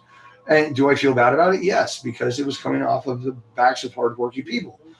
But when you're 24, 25, let's see, okay, I graduated in 96 at the age of 17, 96, 97, 98, 99, 2000. That was 1, 2, 3, 4. So I would have been 17, 18, 19, 20, 21, 22, 23, 24 years old. My conscience was not exactly that well built yet. So, yes, I had a problem with it. Did I deny the money? No. So we were getting everything at cost, and every year, well, for 2 years in a row, we'd go to the hobby shop about a month before the season started, for the Florida State Series started, and we'd walk in and we'd grab 3 motors, 2 kits, 2 full kits of cars, plus enough parts to build a whole nother car if we needed to for both the 1.5 and 1.2 class. So 4-wheel drive nitro sedan and 4-wheel drive outlaw, they called it, the Lola body. And like 7 bodies and like 6 cases of fuel and anything else we wanted, and just drop down the coin and roll. And as a 24-year-old, young male, this was exciting. I was having a good time, and I was on the pinnacle of being like a pro top racer, but I don't have the talent. And I didn't understand anything about cars back then. I didn't understand chassis dynamics. I didn't understand weight transfer. I didn't understand shit. I'd use that little Serpent flip book that has all the, kind of like the ARRMA manual for the TRL, where it tells you what does what. Which I still, refer to on occasion. I don't know it all by heart, because they are just slightly different than real cars. And real cars, unless you have an actual race car, they don't have the same adjustments. Real cars, I'm not even going to get into that. Tell you why the government is making your car understeer. It's true. Look it up. Anyway, that's another thing I need to do. I need to change all these body mounts out. I got some RC, Canadian RC 96 mounts that I got to put on this car that I've been trying to do for a while, and I haven't got around to it. Plus this front broken control arm. Yeah, stuff to do. Anybody wants to know about these springs? These are from Century Springs. They're a spring company, not an RC car company. I can give you the part numbers. A guy named East Tactics on YouTube figured it out and posted them. I have a picture of his post of the part numbers, and just go online and put in the part number, and it'll tell you the length. They're all made for ARRMA 6S shocks, but there's different lengths. There's different tensions. I'm running 12.5 in the back, 10.5 in the front. And obviously, yes, these are way more progressive. But I'm also running 140 weight Lucas engine honey for oil and custom pistons. They're ARRMA pistons. They're square. They're 1.2, but I do a dual rate damping thing with a shim from a non-EXP differential underneath the piston, so that on compression it flexes down and all the holes work, and under rebound it closes the holes about halfway exactly. So I have double the, well, I wouldn't call it double. I mean, it's probably close. Maybe a third better damping on rebound than I do on compression. Anyway, what's up, everybody?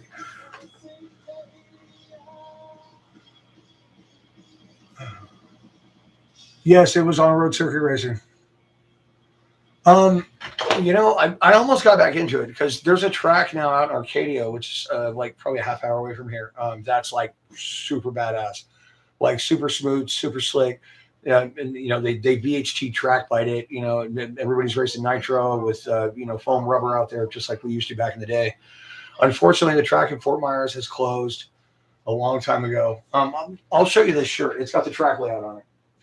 Now, try to imagine driving a nitro car for 45 minutes around this track. The only time you get to blink is when you pit. Unfortunately, I don't have my trophy. Like I said, my house burned down. But here you go. Here's the 25th Florida Winter National shirt. Thank you to Mike Castagna, my pit man back then, who sent me this after he found out my house burned down. That's the track layout. And it was about an 18 to 23 second lap, depending on what car you were driving. This front turn right here, you had to do flat out, coming off the back curve, go right through it. And if you had a mosquito bite you, you'd hit that inside corner, rip the whole front corner off the car, bro. If you were already doing 60. It was amazing. It was a lot of fun. But like I said, it became not fun at some point, and I got out of it. And maybe it was because of arrogance. I was 24. I was a stupid idiot. I was a child. Yeah, I'm sorry. If you're 24, you're still a child. You think you got your shit together when you turn 21. You really don't. Wait till you're 40. It was amazing. It was an amazing time in my life. I had a great time. And I got to meet a lot of really great people. There's a guy named Art Carbonell, and I don't know if you can Google him or not, but something happened to his arm. It's like literally twisted up. Like he can rotate his wrist 360 or more. He's a tuner. He was a tuner for Serpent. He was tuning Michael Salvin's engines and all the Serpent Pro drivers. And he was from Miami, probably Puerto Rican. And dude was like, he'd do it by ear, bro. And at the time, to me, that was amazing because I was still an amateur. I didn't know much about shit. I was just tuning shit by temperature. Absolutely amazing. I've been around some of the best in the world at doing what they do, and I'm lucky to have been because I've learned from them a little bit about how to be as good as they are. Just a nugget, not anywhere close to them. Don't get me wrong. I'm not a perfect. I'm not really good at anything. I'm okay at my job, and that's about it. But I've been around some of the best in the world at what they do, and to see them do what they do and what they are paid to do because they're so damn good at it has been an amazing experience, and I'm humbled by that, and I appreciate that, and I'm lucky to have had those experiences. What for? Like Josh Sherrill, he won the A-Main in 10 Skill Outlaw. And I think the 4 classes racing at the 2 winter nationals I went to were 10 Skill Sedan, on road Nitro 0.12, 10 Skill Outlaw 0.15, 4-wheel drive, 10 Scale Outlaw 2-wheel drive 0.15, and 8 scale 0.21. And the 8 scales, if we had a bad day of wind, and we used to get this on the regular, if we had wind gusts coming down through the backstretch, the 8 scales would, when they shifted from first to second, would catch the front end a little bit and get wind under the body and go right over the fence only a 4-foot fence. I mean, not a big deal, but right over the damn fence. And that's like what do they weigh? 20 something pounds, probably. It's a wild thing to see. But man, I mean, yeah, dude, to be in that kind of competition for that long, and like I said, third in the state twice. The first year I raced an HPI that had such bad off throttle oversteer that I don't know how I got that thing around the track and managed to keep it on the same lap as everybody else. It was such a terrible car. Not a terrible car. HPI makes a good product. It was terribly set up, and I didn't know shit about setting a car up back then. I worked for a Formula Ford team for a little while, which is like below Formula 4. It's an expensive go-kart with a Ford 4-cylinder in it. And it's usually driven by 13 to 16-year-olds who are trying to advance their career and maybe make it to IndyCar or whatever. There's nothing like dealing with a condescending prick of a kid when you're in your 30s. But I learned a lot about chassis setup and electronics and chassis handling, chassis dynamics, suspension dynamics. Not really aerodynamics so much. Aerodynamics I study on my own. It was a weekend job, and I only did it for half a year. And I had to drive out to Sebring, which is like an hour and a half away every time. Yes, the 12-hour Sebring track. It was more of a learning experience than a job because, I mean, it wasn't worth driving that far, but it was worth the experience. And I'm glad I did it. And that's something you come to appreciate when you get older is experience, is what you've learned and why you've learned it, and how you learned it. Because not everybody's lucky enough to have learning experiences like that.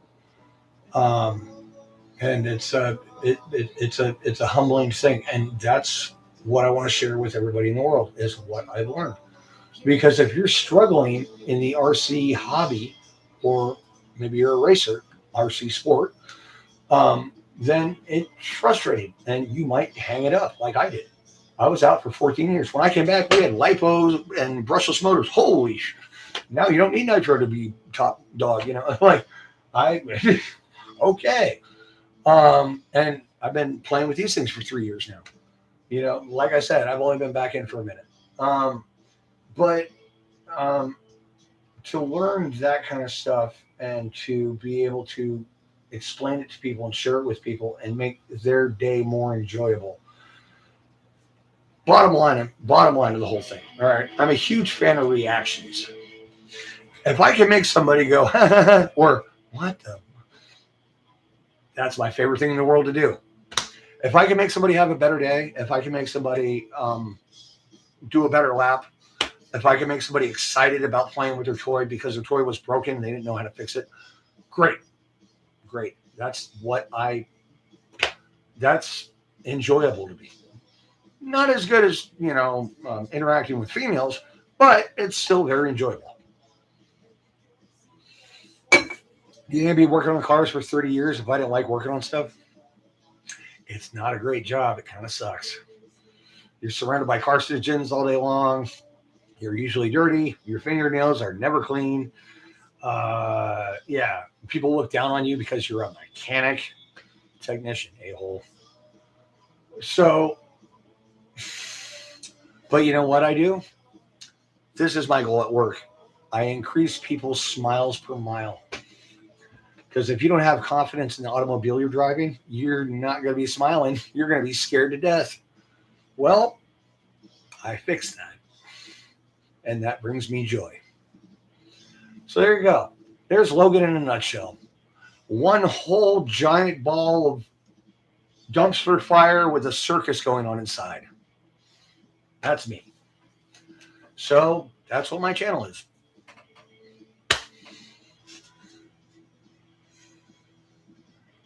Thank you, Mike. I appreciate that compliment, bro. I love you too.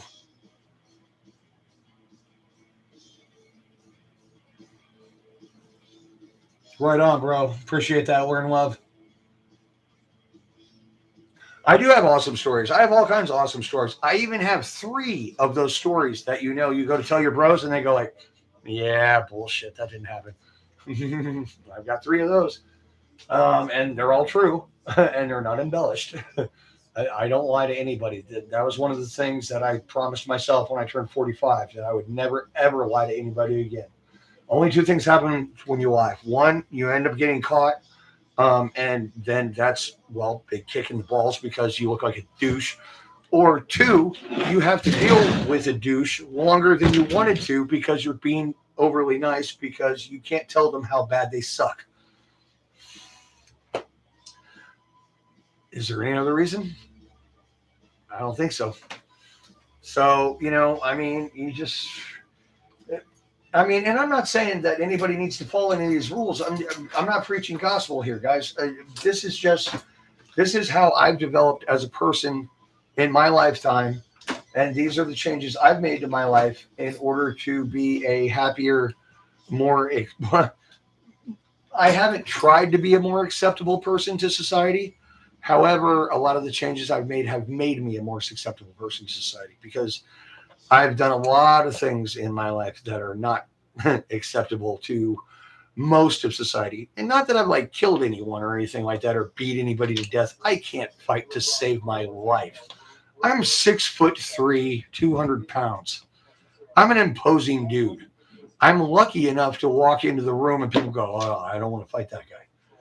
And if somebody comes at me, I pull that whole military thing. I've never been in the military. I appreciate everybody who has. I appreciate your selfless acts. I appreciate your service. God bless you. But you just look at them and go, "You sure you want to do this?"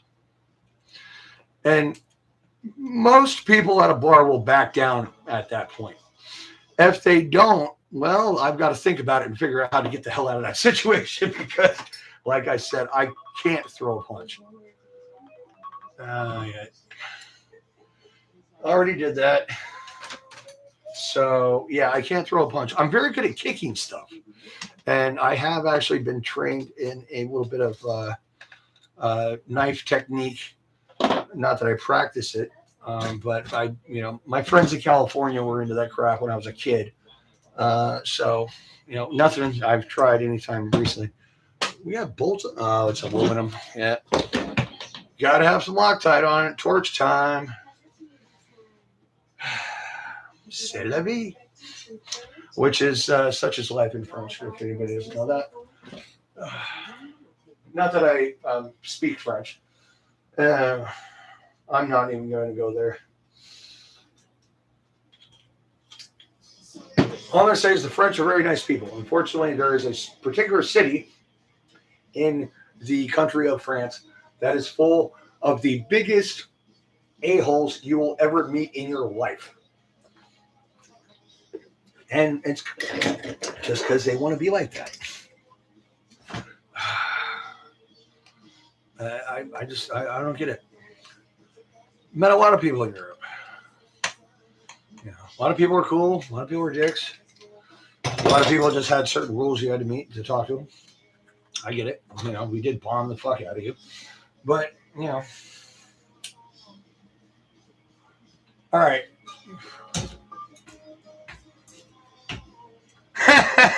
Bite me, Mike. I was going to be gay, but I failed the oral exam. I have a bad gag reflex. So, there you go, fucker. Fruits, nuts, and flakes. It's all you're getting out of California. It's a granola state. Oh, that's funny. That's good shit, man. Appreciate that. That's funny. Love you, man. Yes, born and raised in Northern California, a small town called Petaluma. Well, we call it a small town. It's probably like 50,000 people. But being a suburb of San Francisco, we call it a small town. And no, you don't call it Frisco. And you don't call it San Fran. Honestly, the locals call it the city. And if you ever go there and you say that instead of the other two words I mentioned, you will get along much better. And by the way, you need to learn how to make left turns and then make 5 if you want to make a right, or 3. Yeah. That's a San Francisco right because all the streets are one way. But I managed to get off the 101 at the southern tip of San Francisco and get onto the Golden Gate within 30 minutes in rush hour traffic when the 101 was stopped. Because, okay, my form of autism, I can't remember birthdays. I can't remember anniversaries. I can't remember names. It takes me, I have to meet somebody 5 times before I know their name. But I can make things 3D exploded view in my head.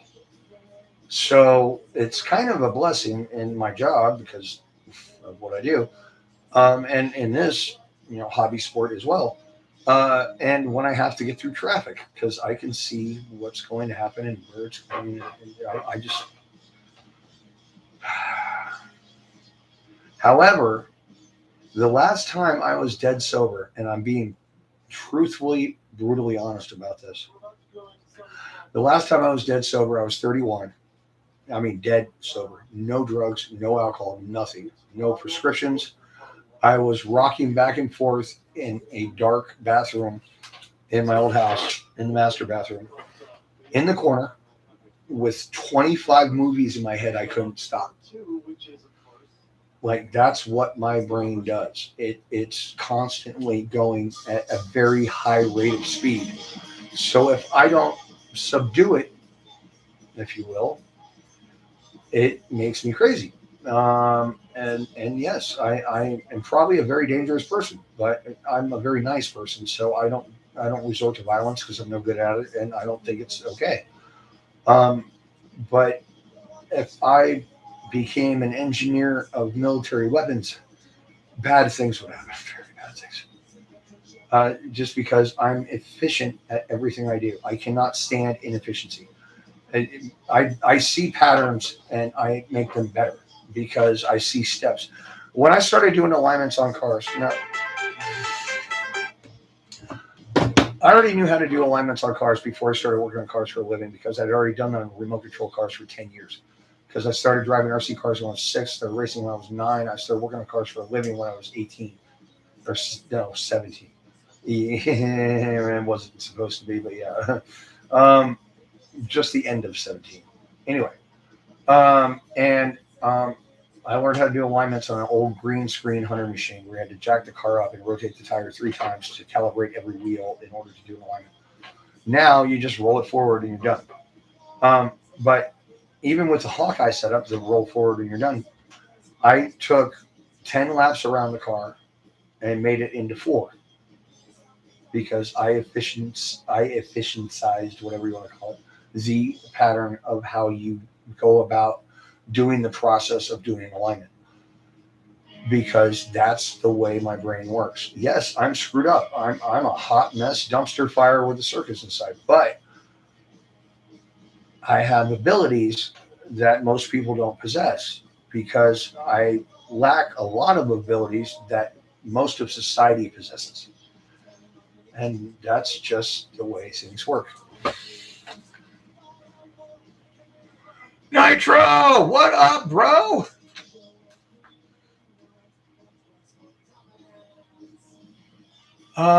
No, but you can text it to me. I can tell you what we call Ontario down here. Aunt drive. Aunt driving, yeah, because they can't drive. It's seriously like I don't know what it is, and I'm not saying Ontario is. I'm not trying to stereotype Ontario, but for some reason, only the people who are 75 and above from Ontario drive down to Florida with their Ontario plates on their obviously snow-covered cars, because we could see that splatter that comes off of snow. We know what it looks like. That dirty water that covers the car in the aerodynamic pattern of the way the wind flows over the vehicle. We know. And then we see the plate, and then we see the rust underneath, and we go, ah.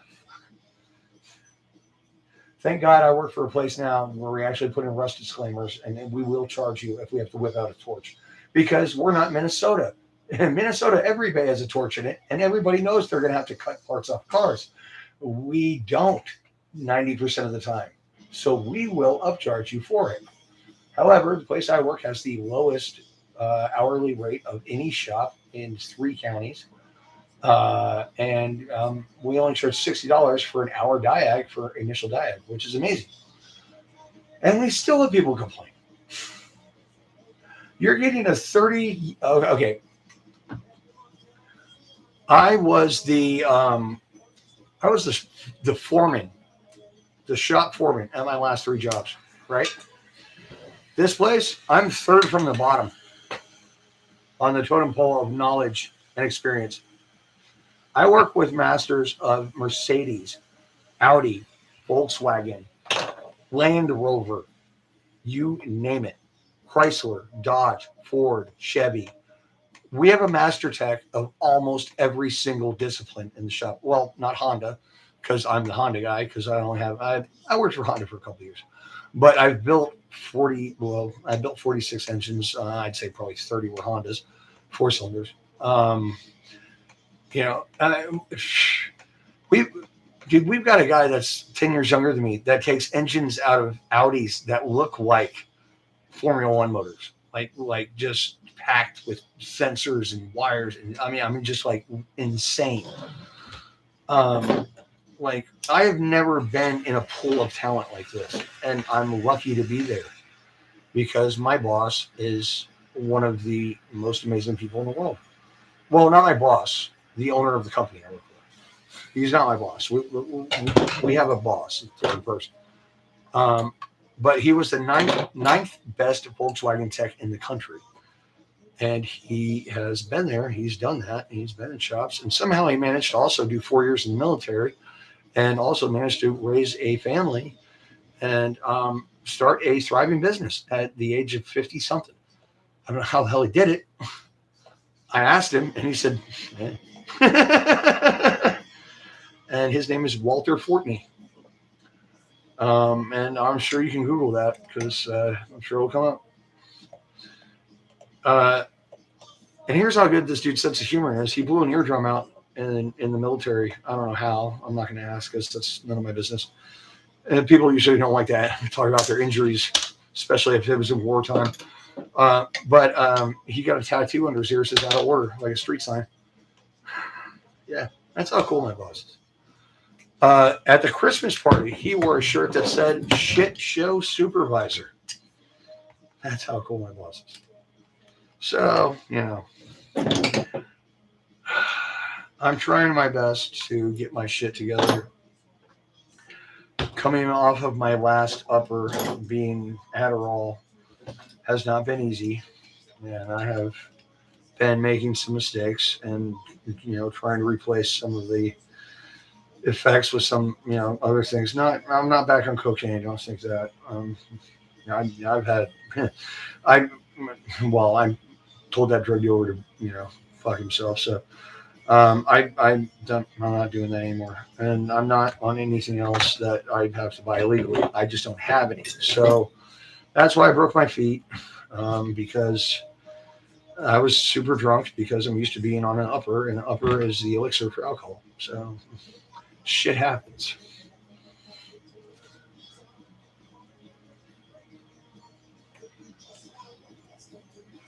Oh, dude. Does that have a bad effect on the cars? Like, what? It eats real cars. So what's it doing to the RCs?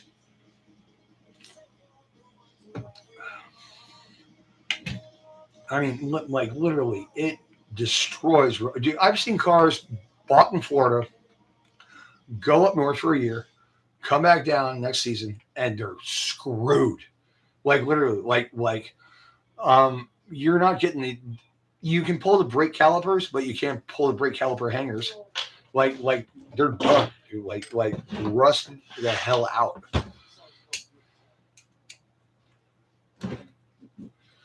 Ooh, that's no good. Where the hell is my good wrench? All right, let me put this back. No, we're kind of sits there. Where is my good wrench? Ruh-roh, Raggy. Should be right here. I ain't gonna do it. I'm gonna drill that. I found it. There we go. But yeah, no, that's done. Drill that bad boy. Yep. All right.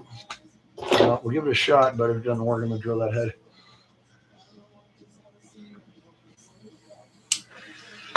If I missed anybody's comments, I'm sorry.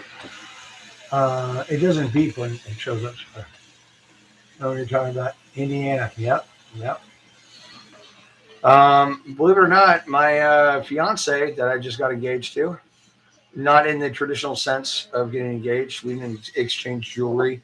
We made a verbal contract with each other that we want to live. We want to be together for the rest of our lives.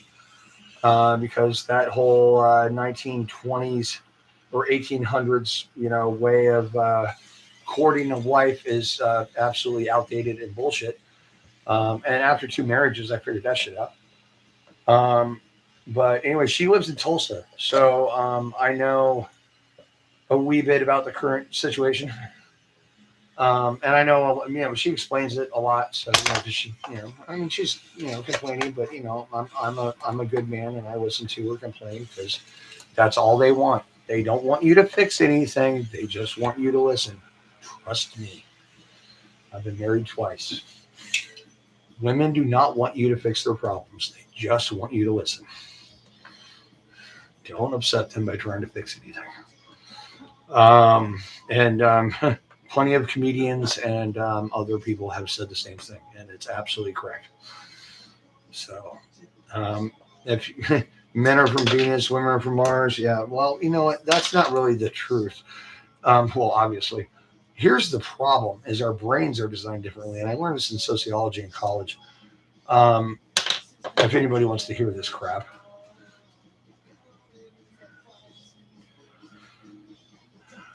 Dude, I'll tell you what's really bad on RCs, dude. You know about Georgia Clay? Right. Well, Georgia Clay is shipped down to Florida for 2 reasons.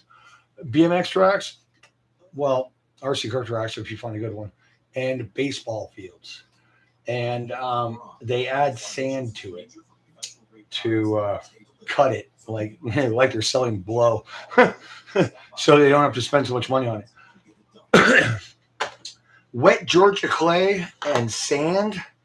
Holy, you ain't gonna have a bearing in the car. It's good, bro. I guarantee you that. And I'm even talking about the secondary in your diff. It's eating everything. That's just the way that shit works. And it sucks, but you know what? We did a video where we were out in the baseball field in the rain. And I mean, that was one of our very early videos. But it was fun. But man, did we screw those? And we even took cars to a car wash, like a legitimate, real car wash afterwards, and they were still screwed. Actually, pretty funny. I stuck like the air thing down my pants, and just saying, it's humorous. Fuck.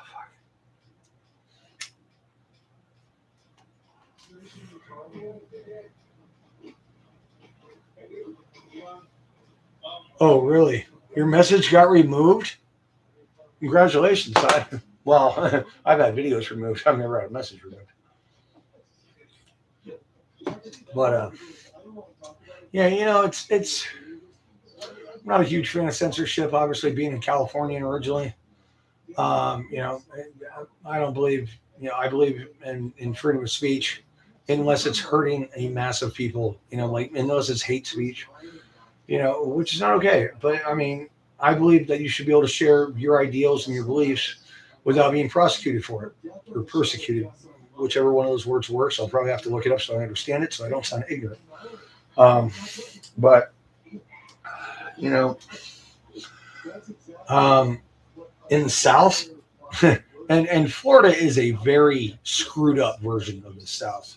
You take a little bit of the messed up parts of Alabama, Louisiana, Kentucky, Georgia, well, it's in Alabama, South Carolina, North Carolina, Texas, and get all the worst people from there and put them in one state and have it shaped like a dick.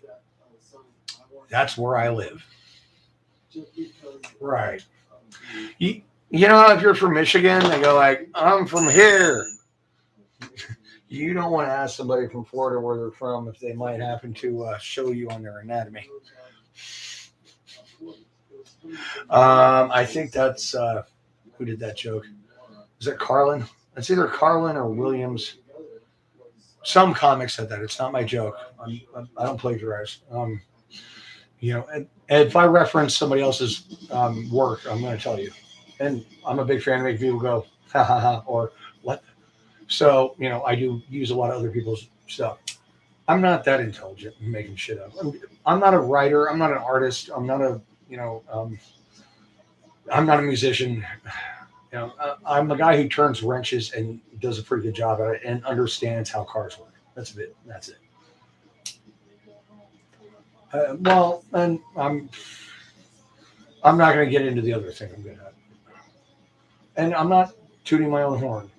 I've been told by many people, and I'm not proud of that either, that I'm good at it. So I tend to refer to the information I've been given. And I don't believe anything I'm told. I believe things I'm shown. And I believe things that there's enough information and proof on to make it real. That's why I'm not atheist, I'm agnostic. I believe in a possibility, but my belief system is really more of a Buddhist kind of thing. I mean, not hardcore. I don't believe if you kill a mosquito, it's a problem because screw them. That's a state bird in Florida, by the way, and I think Minnesota as well. By the way, Minnesota has the biggest goddamn squirrels in the country. They're like 30 pounds up there. They're the size of a big ass chihuahua. I've seen them in Sculpture Park downtown. First time I saw a chipmunk too. Anyway, I just, I'm not a prophet. I'm not a preacher. I'm just a dude. I'm just some guy, a washed up old ass mechanic with a broken body who likes talking.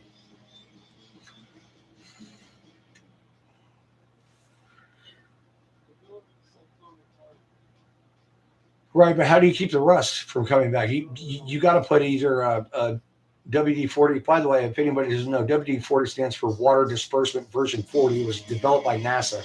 Look this shit up. It's true. To make sure that there was no moisture left in the O-rings when they were assembling rocket motors. Trust me, it's real. Look it up. Google that. How was WD-40 invented? It's Water Disbursement Version 40. So, I mean, that would be a good product to put on there. But there's way better products. Not silicone. That would definitely not be good. But the problem is when you put anything through a bearing, you're removing the original grease because bearings are done with grease. I used to be a Pro-Am rollerblader for a long time. And no, I was never that good. Also, I got too tall. And half-pipe skater at best. I was too tall to do street skating. I couldn't rotate fast enough to keep up with these kids. And that's kind of why I quit that.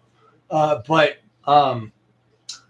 we used to take our bearings and take off a seal on one side and run them dry, and clean them out, run them dry because they're fast as hell dry. They wouldn't last very long, but they were quick. But we weren't running like ABEC 5s, we were running like ABEC 2s, because we wear them out and they're expensive. ABEC 5s are, you're talking like $120 set for a set of rollerblades with 8 wheels. That's a lot of money when you're a kid. Or even an adult, really. But if you push the grease out of them or push water into them, you've got to do something to get it cleaned out. So what I do is I soak mine in like a solvent for like a week, and I soak them in. No, I am not sponsored.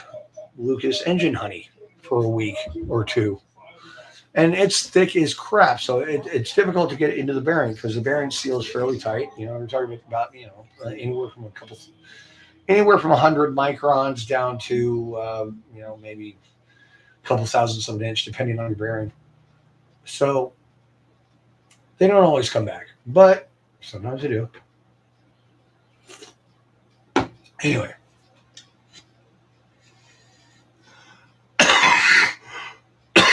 So what's everybody else up to tonight? Anybody doing anything fun?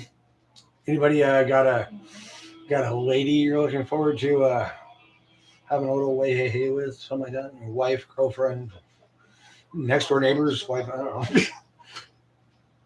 Not that that's okay. I mean, infidelity is not a good thing, but it does happen. Not that I'm like, I am not in any organized religion, nor will I ever be. I believe organized religion is the problem with religion, is that it's organized. I believe the book is a good rule book to live your life by and to teach people how to be proper people. However, it was developed by people who were trying to control a primitive race, younger, a human generation that was a lot dumber. And now it's being used the same way, but in a much more technologically advanced era, and it's a problem. I believe that people should have their own thoughts and their own ideals and make shit, figure shit out for themselves, not be told how to think, how to act, how to live, because that just makes things pretty boring. You know, I believe in free thinking people and people who are educated to the point where they are free thinking people. Some people need education to be free thinking people. They need to go to Europe or to college to be around people that are different so that they understand that it's okay. Um, I've already said all this tonight. I'm not really going back through that. Besides, somebody's going to attack me sooner or later. Oh, I had this hater the other day, right? So this dude comes on my channel and drops this comment. You should shave off your purple beard so you don't look like such a weirdo. Have you met me? You should cut off your right arm so you don't look so goddamn normal. That's what I told him. Now, granted, I could have gone a lot worse with that. I could have lit him up. I could have got kicked off of YouTube because, like I said before, me and my mom. Well, I got this from my mom.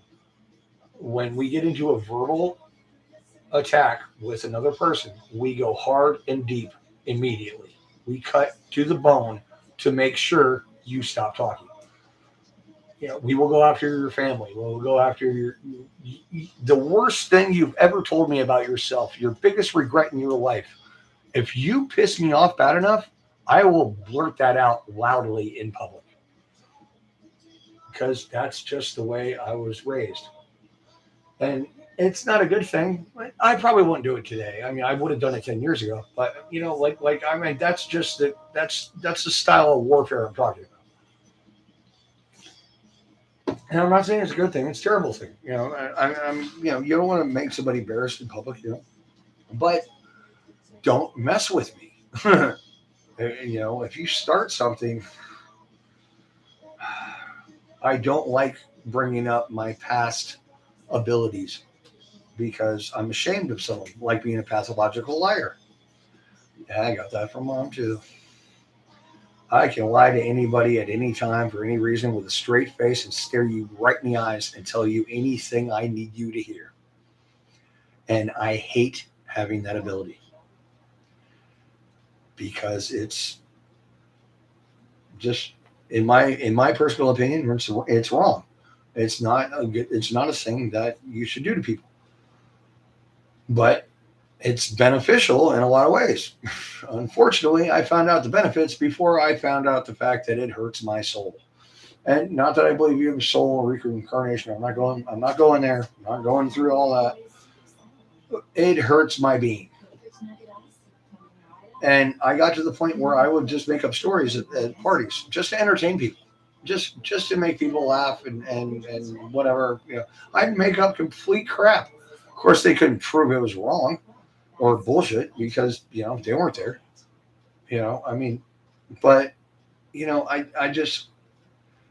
got tired of lying to people, and I got tired of using it as a personal benefit when it hurt other people in the long run. So I stopped, and it took a long time, and that was, I think, my first step of breaking the cycle, as I call it. Taking a bad behavioral trait you got from birth or from your upbringing and stopping it. Because when you're raised in a position where you learn a behavior and you think it's okay because mom and daddy did it, and one of them did it, whatever, or your uncle, aunt, sister, brother, I don't care, and you think that's all right because you're a child and you don't know anything. You're an absolute moron, and then you develop this skill throughout your lifetime, and then you realize at some point that this is not okay and it needs to stop. That was the first cycle I broke. There were a couple, but that was the first one I had to break, and that was hard. And I don't do it anymore. I've been tempted once or twice just to get somebody to go away, but I mean, nobody's here personally, so you're not in my face. But I can look you in the face right now and tell you that I've got a 10-foot penis and I've got an elephant in the corner of the room named Bob, and I trained him to eat peanuts out of his own butthole. No problem. I stared a fireman in the face when I was 4 and told him I didn't set the neighborhood park on fire. I did. I mean, I set the park on fire. Yeah, so... And that wasn't the first time. Well, it was the first time. It wasn't the last. It's... I don't know why I'm sharing all these personal growth stories with everybody. Maybe I'm just trying to figure out my own being and figure out who I'm becoming. Because I'm not... I am so far removed from the person I was in my 30s. So far removed. I was more fun back then, I'll give you that. But I was also a lot more dangerous.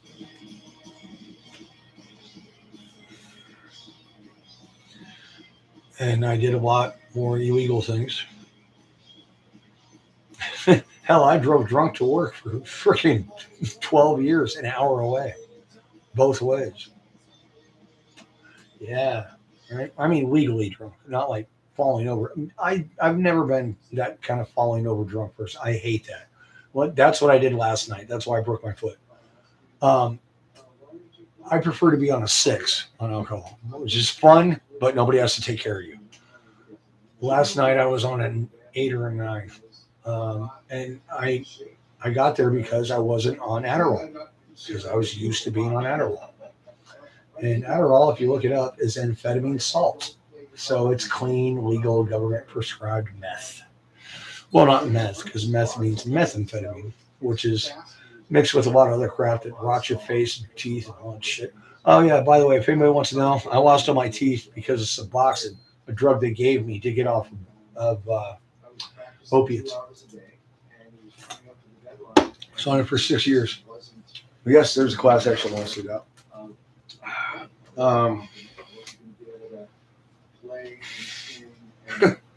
It's like my own personal therapy session. I think in California, if you have therapy for 9 years, they give you a license and you can actually be one. So I qualify for that. I was in therapy from the age of 4 till I left.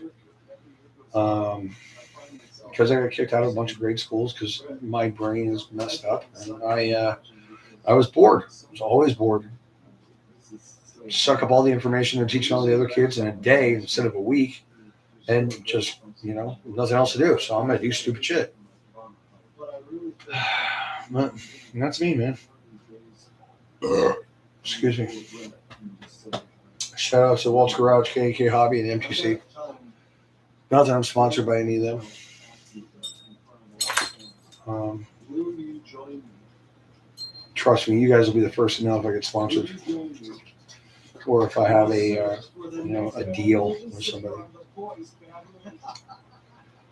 right, I need a drill. Ugh, shit.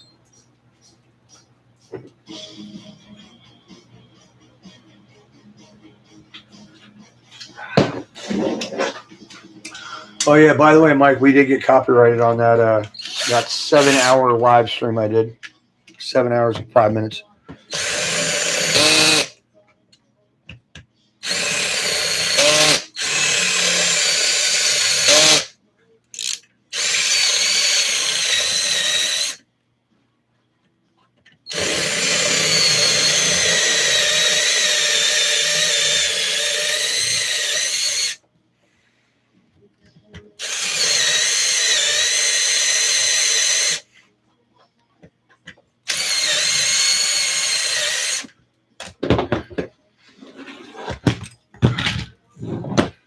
Gonna pull the top plate if I can actually understand if it's loose or not. Probably will. Either that or I'll break the heads off at this point. And yes, that is a TRL Typhon chassis. It's the same exact size and dimensions as a Notorious chassis. However, it is 27 grams lighter and made out of 7075. And it is milled for lightness, even though it is stronger in all the right places. And that's why I run it. Just so anybody was questioning why I have a TRL chassis on my Notorious. Because I can't afford all MQC stuff. Chassis are not getting any cheaper, but metal's not getting any cheaper, so I get it. Especially aluminum of that quality. And MQC does not put out things that are not super high quality. If you want to get proof of that, go check out East Tactics and check out his test on all the outdrives that are made for the 6S. Because he took every one and put it in a vise, put a torque wrench to it to see when they would break. And he found it would breaking point. MQC didn't break, it bent. And it bent at 30 pounds higher torque yield than anything else. So, kudos. Copyright is getting strict. So I started messing with making my own music for a long time. By the way, bro, I've been meaning to tell you, I'm going to use that song. Don't think I'm not. Dude, I love that song. It's funny as hell. I haven't used it yet because I got to use that for a long format video because it's a long song, and honestly, some of the best stuff is like later in the song. So just so you know, I appreciate your work, and I'm not neglecting it because that would be like a dick move. All right, come on, get it. There we go. Now we got it. Sometimes you just got to grab some forceps and grab your nuts.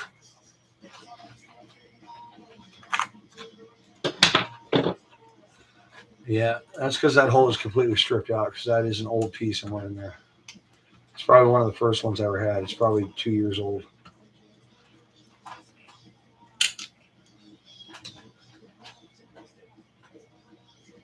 Oh, no shit. Like you have the rights to it? Okay, so hold on a second. All right, so you created something with AI, but you have the rights to it. I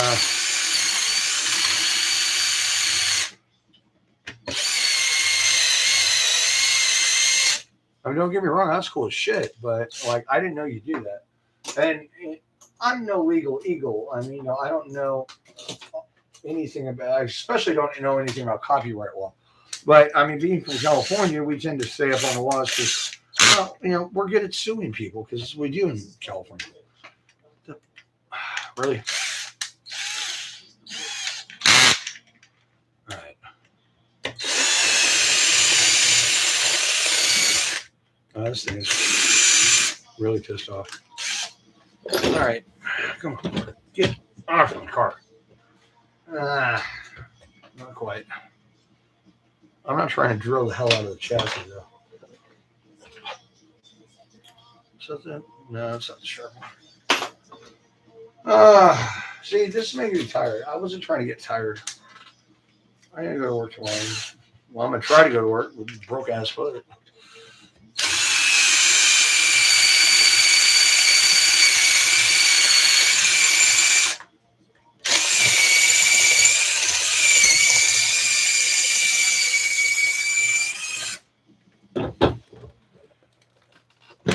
Still on there. Come on, man. Started digging the chassis. God damn. All right, well.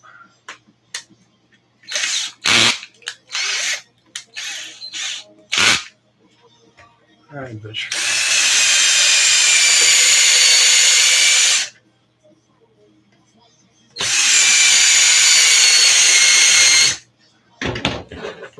Come on. Break off.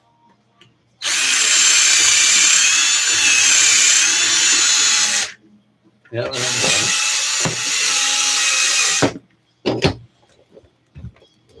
All right, it's only this one now.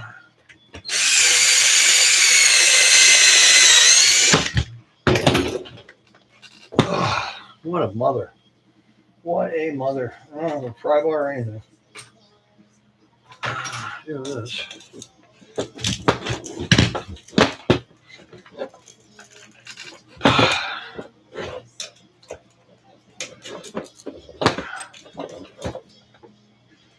There we go. Let me pop that one. Still got that front one to go.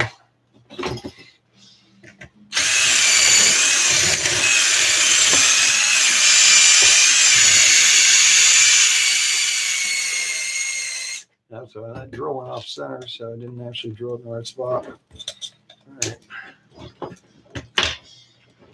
Yeah, still not ready. Come on.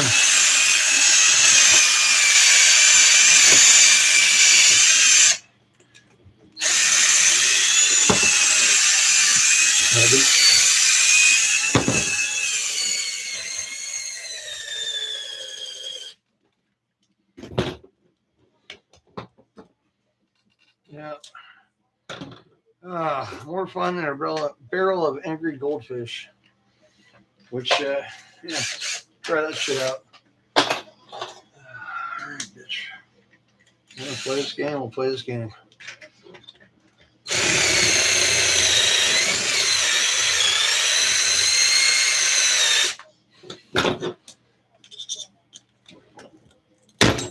How the hell do you like me now, you motherfucker?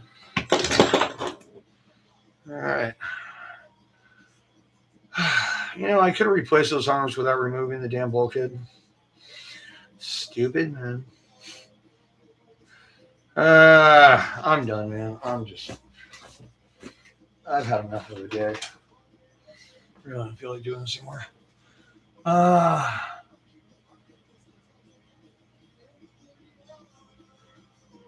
Okay, got it. Anybody want to hear that?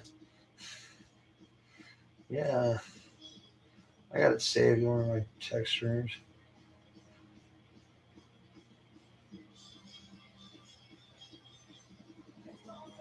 Where the hell is it?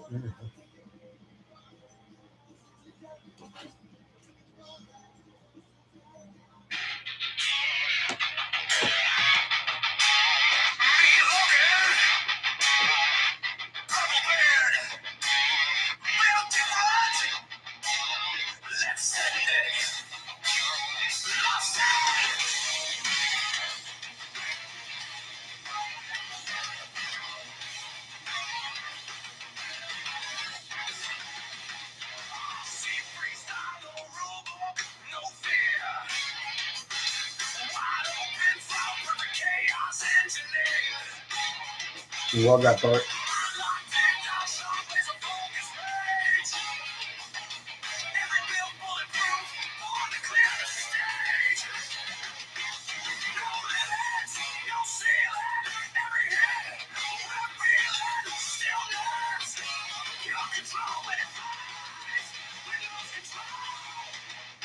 It's such a flatterer. What the hell? No, my phone just locked. Sorry. Where were we? About there.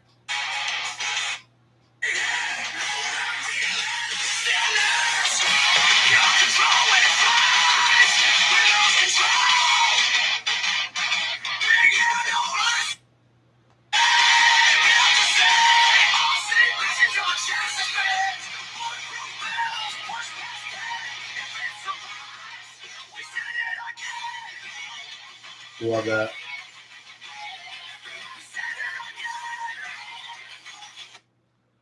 Just making sure it stays open.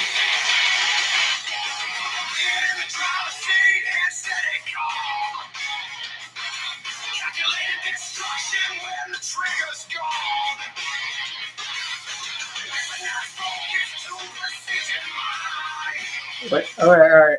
Did you say weaponized focus? That's cool. I like that. But we have a term called weaponized autism.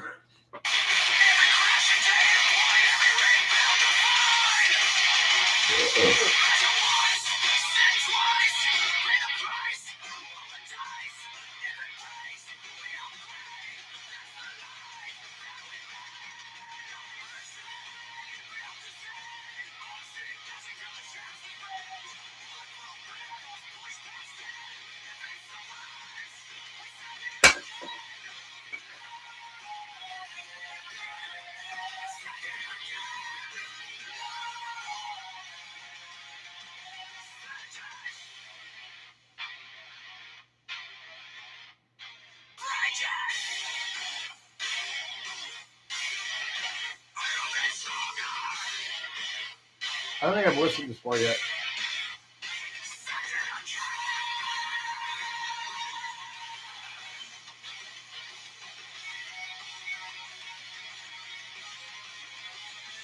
Even a guitar solo.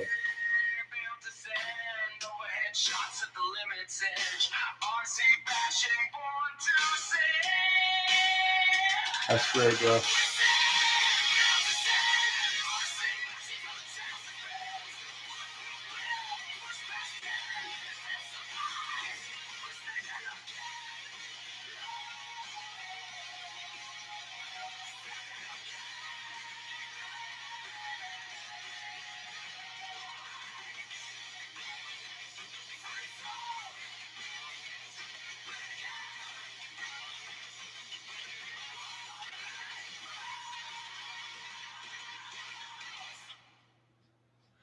That's beautiful, bro. I love it. That's the first time I listened to the whole thing. I'm not going to critique you, man. I appreciate that very much. That's probably the nicest thing anybody's ever done for me. Is made me a theme song. It's that's really cool. Thank you for that. And I mean, you're not far off of my kind of music, you know. So, well, now I got to tear this dip out of this thing because it's got aluminum in it, or steel from damn screws. I can get the screws out, so I'm gonna have to slot them. And well, I could probably pull the bulkhead off of this one. No, I can't because it's got to come this way. And, or wait, well, maybe. I don't know. I don't care. I'm tired, man. I'm old. I got a broken foot, and I'm trying to get my shit together. You know what, dude? That whole thing didn't really work out. I mean, yeah, we used to say it all the time, but you know, honestly, it doesn't make a ton of sense. It's just kind of something I thought up, kind of using somebody else's template, and it doesn't really make a lot of sense. Oh, bro, I got you. I got it. It's gonna take a while. It's gonna take a while because I'm gonna have to.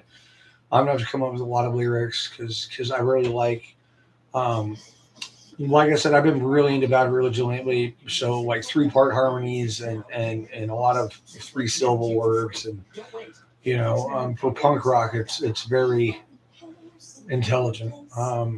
You know, and you know me, I've got this messed up brain, you know, that does all this weird stuff, but yeah, it's usable. I've been doing it for like 47 years, so. But yeah, no, I get it. Yeah, I'm gonna have to think about that and write shit down. And sometimes I can't read my own writing because if anybody knows anything, mechanics and doctors have the worst writing in the world. And the only big difference is that to be a doctor, you have to go to school for a lot longer, and you don't have to go to school to be a mechanic, really. And they have to keep the patient running while they work on it. We don't. Other than that, well, you know, when it comes to technical information, they're only working on one brand of human body. We're working on a whole buttload, like 17 different companies coming up with different designs for suspension and engines and electronics and canned communication systems. And trust me. It's kind of the nice thing about being a dealership is you're right on top of the cutting edge of current technology, but you're brand specific. You only know about that brand because they're all different. So when you go back out in the field, if you go to a general shop like the one I work at now, then, well, I mean, we're not specialized, but we work on everything. Audi R8s, Lamborghinis, Ferraris, freaking really old, vintage Volkswagens, custom race cars that are hand built, like Cobra copies and stuff like that. It's fun. That's the greatest thing about my job is that you never have the same job twice. You can have the same vehicle, same year, same make, same model, same engine size, built in the same plant, with the same condition, different problem.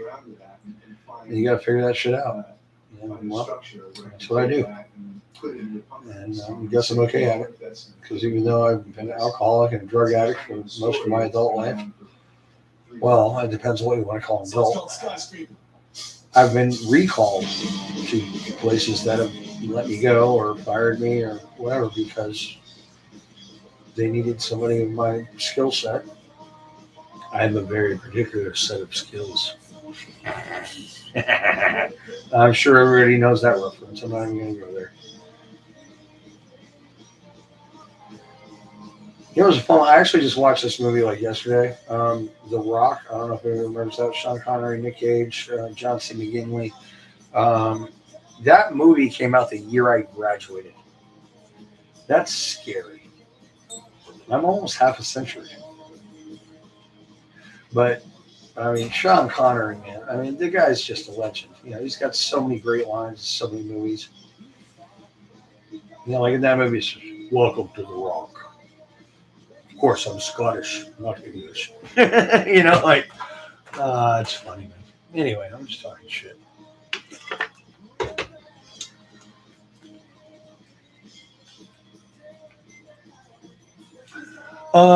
Yeah, I'm more punk rock.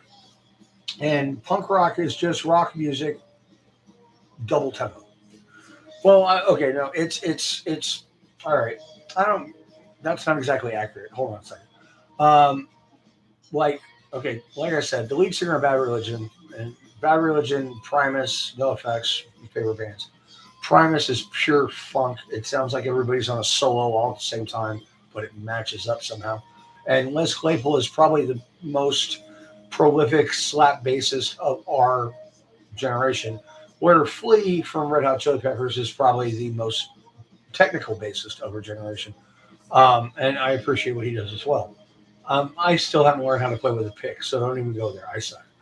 Uh, and I'm barely learning how to slap. And Les Claypool doesn't slap. He slaps and strums at the same time while playing other notes with his fingers on the neck. Yeah. And Les Claypool, like me, has a very deranged mind who just it does weird stuff. Well, it works for what he does, like mine works for what I do. And, you know, good for him. I haven't met the man myself. I've seen him on stage several times, but I've actually met him where I would like to, because I mean, he's from San Fran. I'm from the Bay Area. You know, that's what we call it out there. Yeah, I'm into punk rock. Yeah, Bad Religion, No Effects, Pennywise. I'm not a big Pennywise guy. I appreciate them, especially Bro Him. That's got a hell of a message to it, but not really my thing. I don't know. Songs are just kind of not commercial, but you know, just repetitive. I don't know. Something about Pennywise just doesn't really strike me. Um, but you know, then I listen to like one of the songs that's on my favorites list is "Because the Night" by 10,000 Maniacs, and that's a cover of a 60s song by another woman who I can't remember her name right now. I'm sorry because she deserves credit. Um, and the lead singer of 10,000 Maniacs, who I can't remember her name right at the moment, has an angelic voice. And I'm also a big fan of a lot of the stuff that Lady Gaga and Bradley Cooper did in the movie A Star Is Born, the remake of the movie A Star Is Born. Because I didn't know Lady Gaga had talent. I thought she was just a weirdo who did dumb shit like wear a meat suit, you know, to get, you know, notoriety.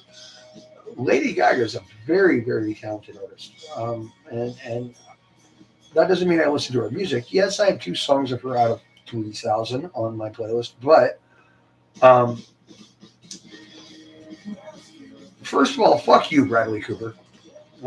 You're a beautiful human being with a fuckload of money who has one of the easiest jobs in the world, and apparently you're also well endowed, and you can play guitar and sing. Fuck you. In the nicest way possible. Fuck you. I just had to make that statement because, man, fuck it. Leave something for the rest of us, you fucker.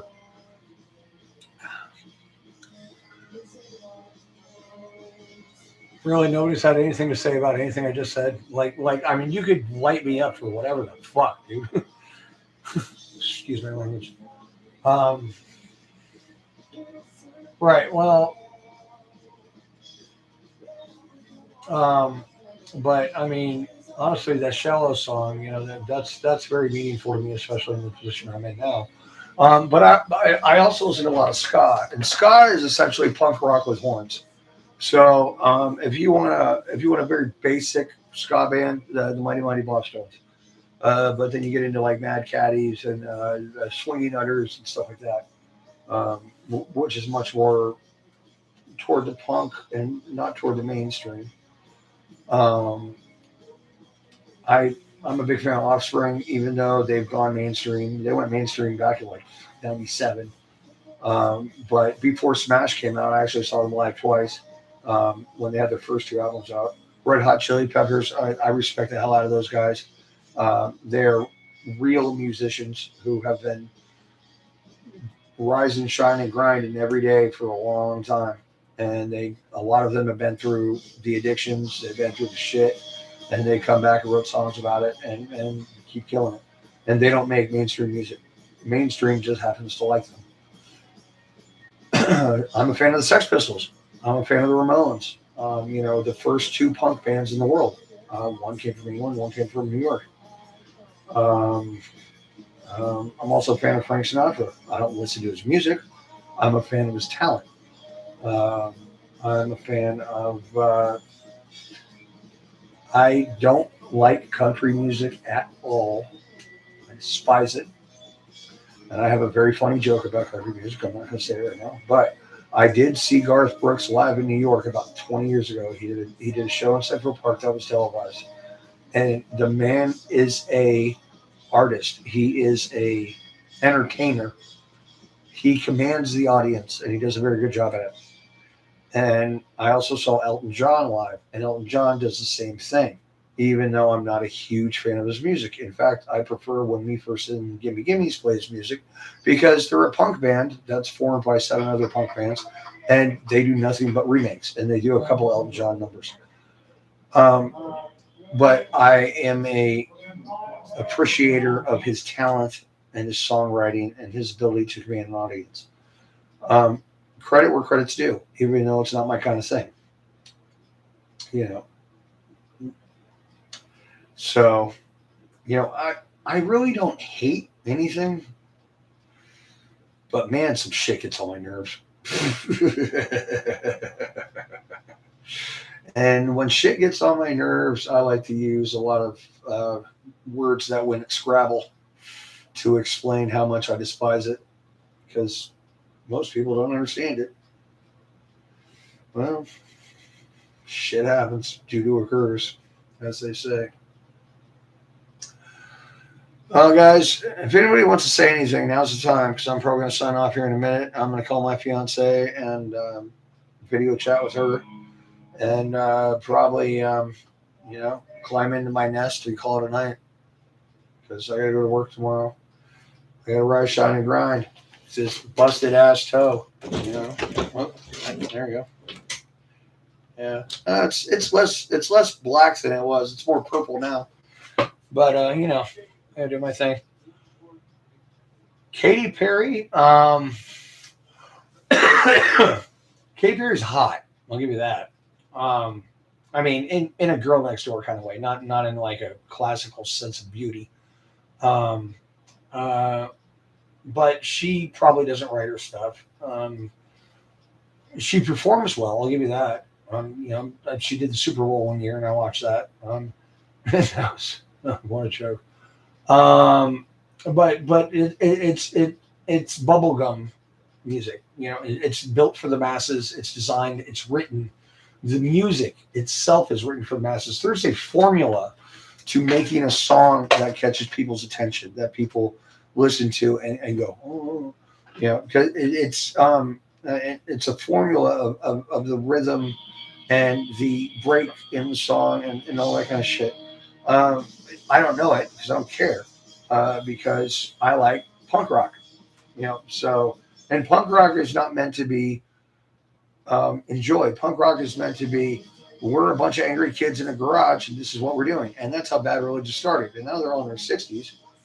And the lead singer is just super intelligent. And he's been writing all these intelligent lyrics about, make sure you look at this before you decide that you're going to follow this kind of shit for a long time.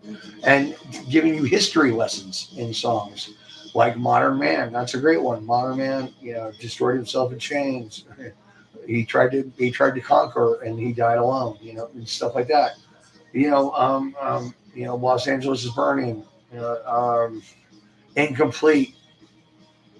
So many wonderful. I mean, they have 17 albums, and I own every single one of them. Not on LP or anything, but I do own them.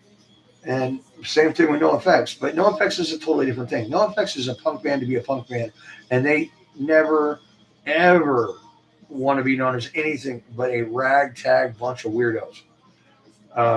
In fact, the lead singer, Fat Mike, who's also the bassist for Me First, is a cross-dresser, male tomboy kind of thing. He prefers women, but he likes to dress in drag and likes to look pretty. But he doesn't like makeup because it's too much work. I get that.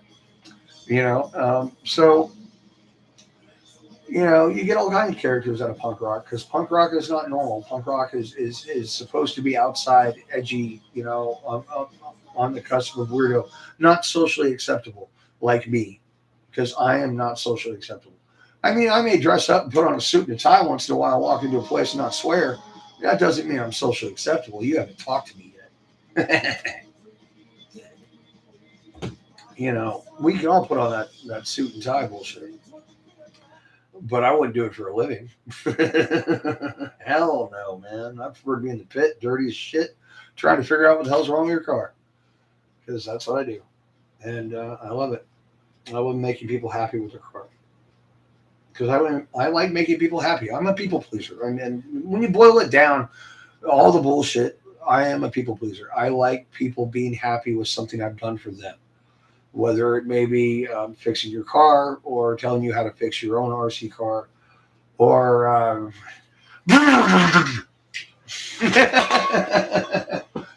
I hope people got that reference, because that's about as much as I can say on live TV, really. I love reactions. I love positive reactions, and that's the only thing I do in my life these days is try to get myself straightened up enough to be socially acceptable and to make people happy. That is all I do. I don't think about it that way most of the time, but when it boils down to it, that's really what I'm doing, is I'm trying to make people happy.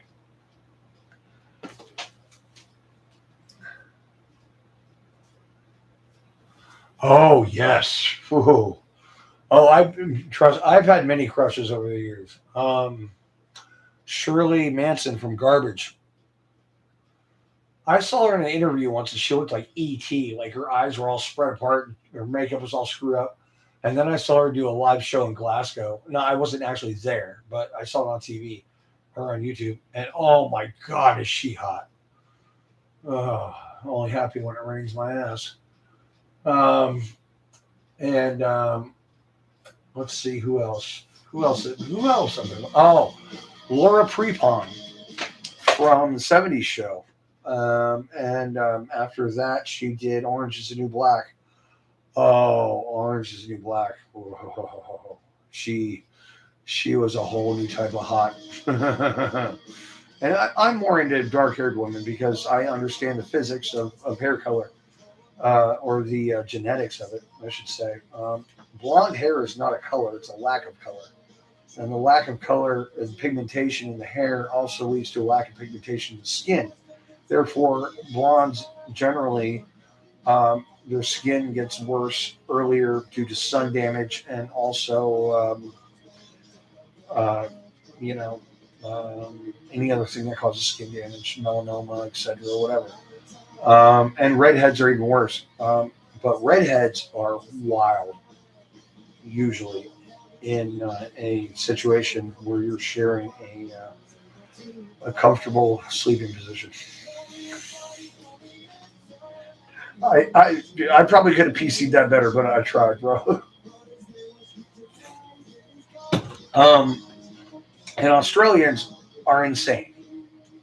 When you live in a country where everything that lives and breathes that's not human is trying to kill you, um, you tend to be as they say in Britain, and this is a compliment in Britain. So don't think that this is a bad word because it's a very common word over there.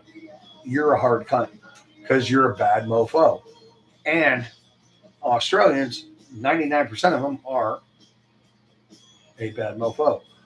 Um, because they grew up in an environment where everything is trying to kill you, even the spiders that you find in your house, or snakes, or what. And so the women tend to be a little wild. Well, I used to date a redhead Australian when I was in high school. Double trouble. I never left her house without bleeding from my back.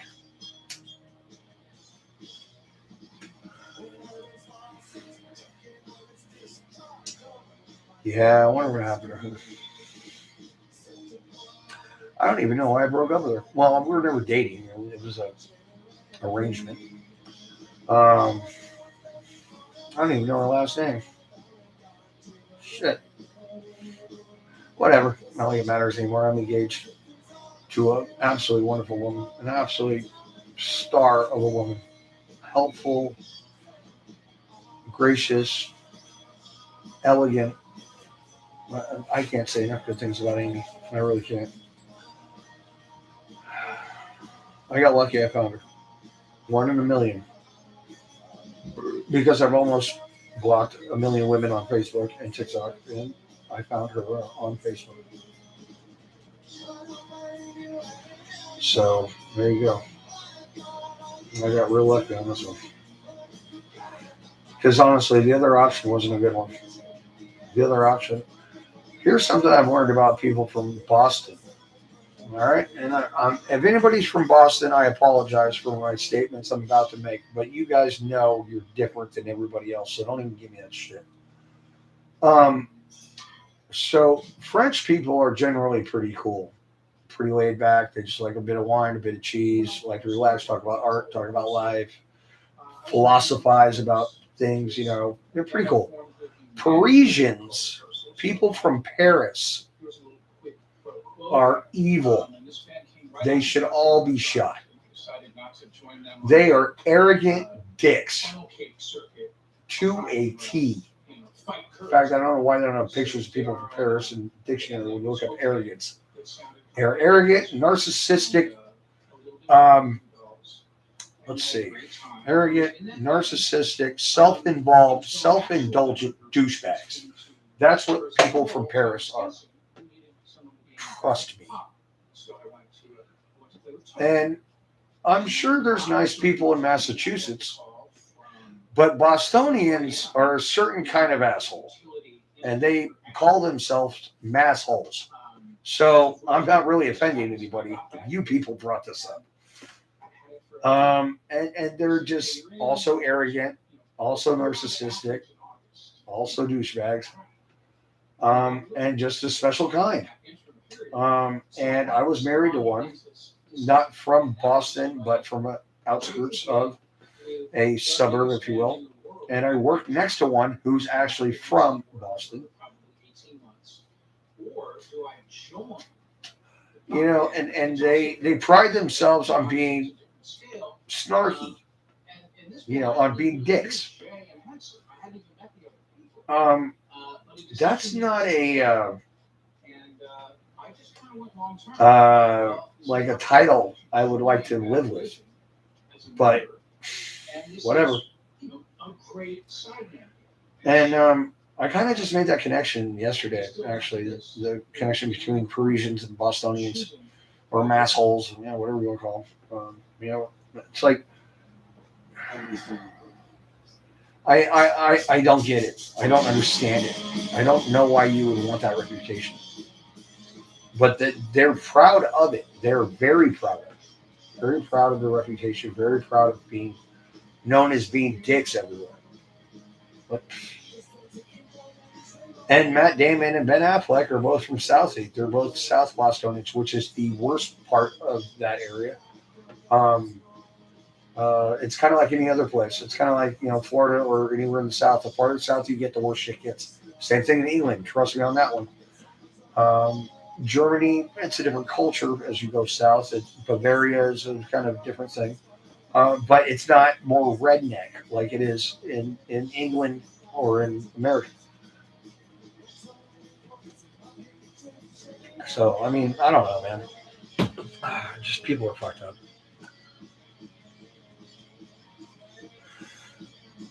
Yeah, I should, and funny thing about that is I've kind of changed my ideal of the perfect woman because I used to be into big jugs. I was always a breast man, which is why I wrote a paper on breast in college and got an A+ on it. Literally, my thesis paper for sociology. If anybody didn't know that already, but the last two women I've dated or been involved with, whatever you want to call it, have been 120 pounds, 110 pounds, and not too much shorter than me, in this range. And I'm 6'3", so 6'3" and a quarter if I stand up straight. I'm probably 6'2" walking because I don't stand up straight anymore because my back's completely shredded and a bad hip and broken foot and all that shit. But and have ample yet smaller breast. Um, and I'm my last wife had D cups. My wife before that had double D's. And I've always been attracted to large-breasted women. But now, and I don't know if this is a subconscious thing in my brain changing because I see the troubles that women have to deal with large breasts, like expensive bras, underwire, um, the weight of them screwing their back up, the fact that gravity affects them very badly after a certain amount of time. Or if I just like a woman who's still got some good boobs and she's in her 50s because I'm, almost there. And, if they have large ones, well, they're not going to be that good by 50, unless you do a whole lot of work or get implants. And I'm not an implant guy. I think implants are one of the most self-absorbed, narcissistic things you can do. Because you're doing something to make yourself look better for everybody else. Fuck everybody else. Really, get a hold of yourself, man. Unless you're doing it for business purposes, like it's your job, like if you're a Scouse girl in England, or you're a hooker or a dancer, fine, whatever. I get it, but don't get silicone by all means. Silicone feels like a water balloon with a base or a softball in the middle of it. It's terrible. It's absolutely terrible, and they don't look right. They look like knots. They just stand up all the time. Saline makes a natural looking breast. Sometimes you can't even tell, and I'm a connoisseur, so trust me, I can tell.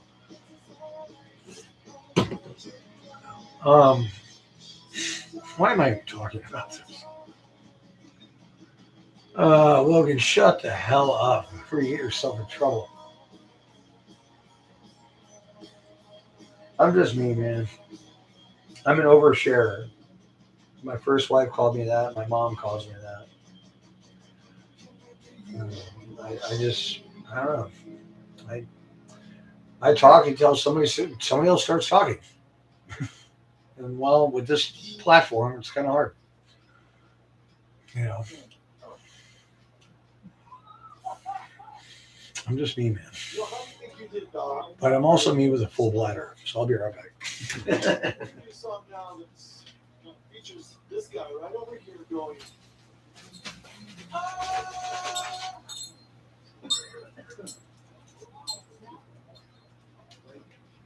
So let's go better off dead.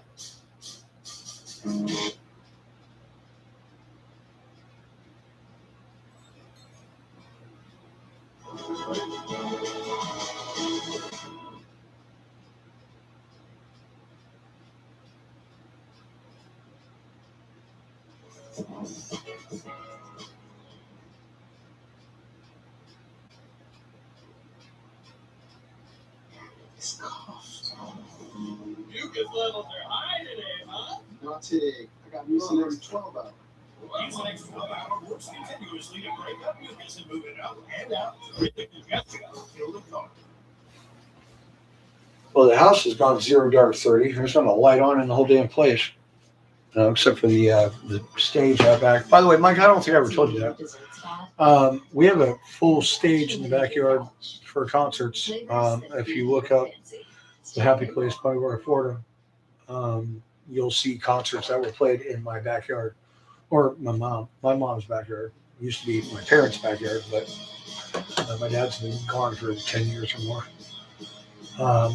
Anyway, I should get some sleep, so I need to wind down. It takes me a long time to wind down because, like I said, this brain is very damaged and very hard to deal with. So I'm going to get going.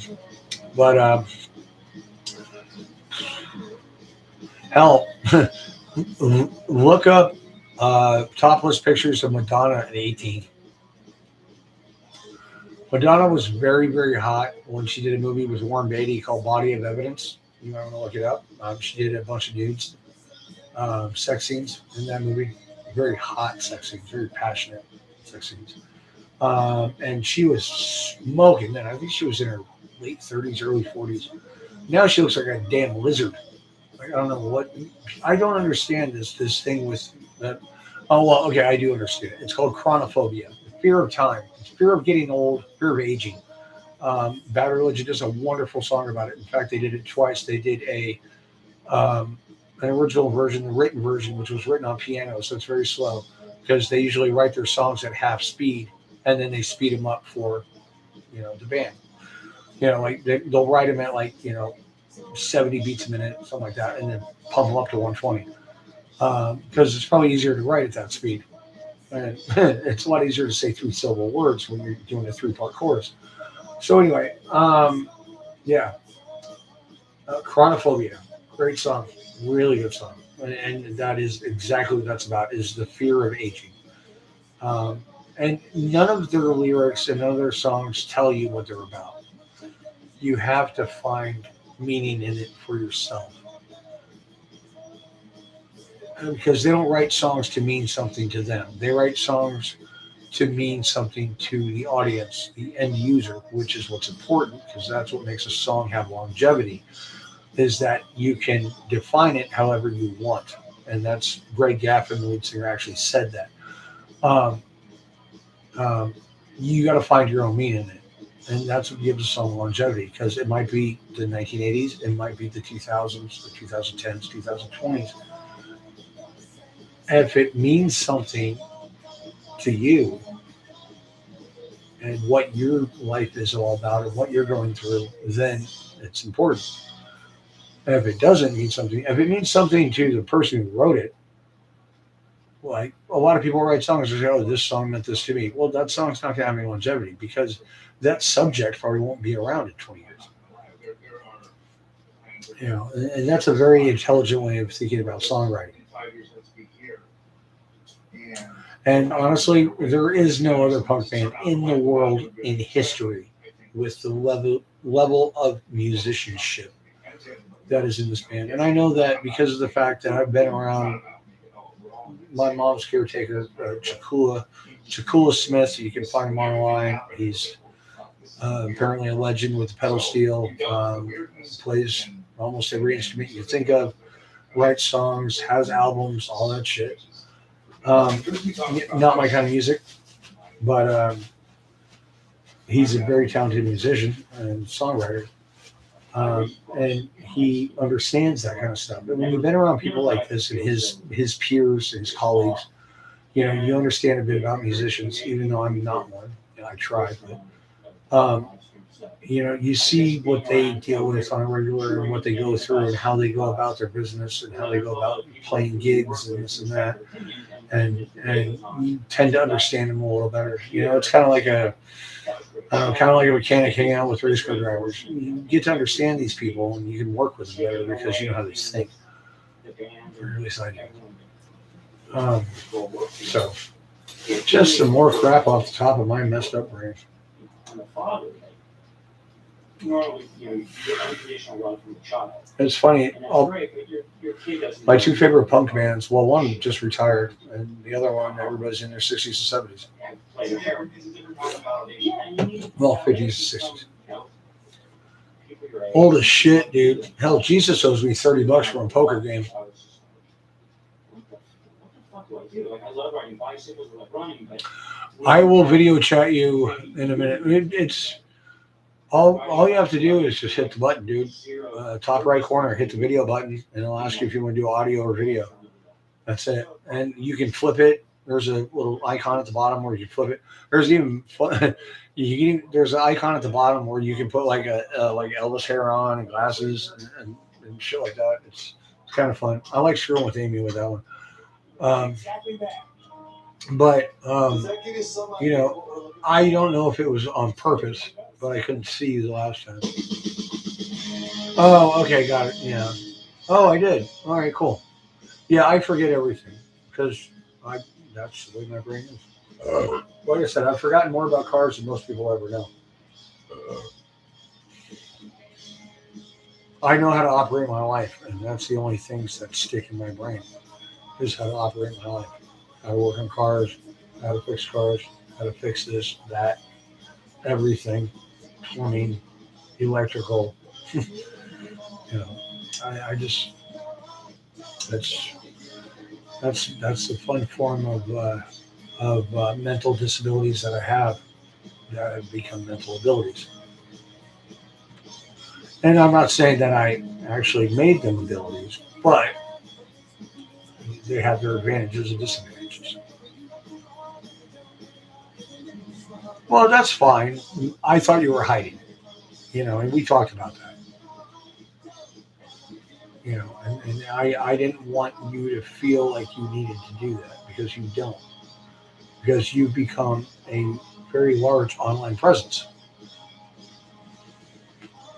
You know, like, you know, when I'm in bed at night and I'm going to sleep and the only thing lighting the room is the TV and I'm on video chat with Amy, I turn on this old ass light that my dad actually had out here when he had this as his fishing rod building room. My dad used to build fishing rods. He made bamboo fly rods. In fact, he was top 3 in the country making bamboo fly rods, which apparently is a specialty compared to fiberglass or carbon fiber. And he's made, well, I have a couple of his old rods that he made that are fiberglass that are way better than carbon, way better. It's a different whip, you know, and I don't do bait casting.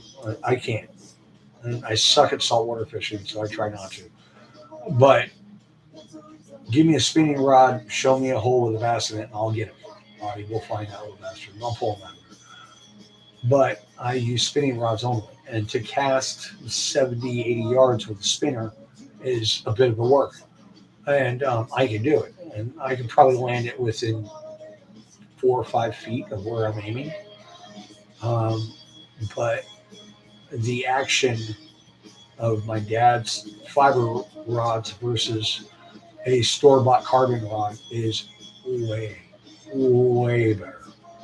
It feels better. It works better. I work with it better. I do what I'm trying to do better with it. And I'm no pro angler, but I did go to fish camp in Walker, Minnesota, 4 years in a row. I know how to fly fish, and fly fishing is no joke, bro.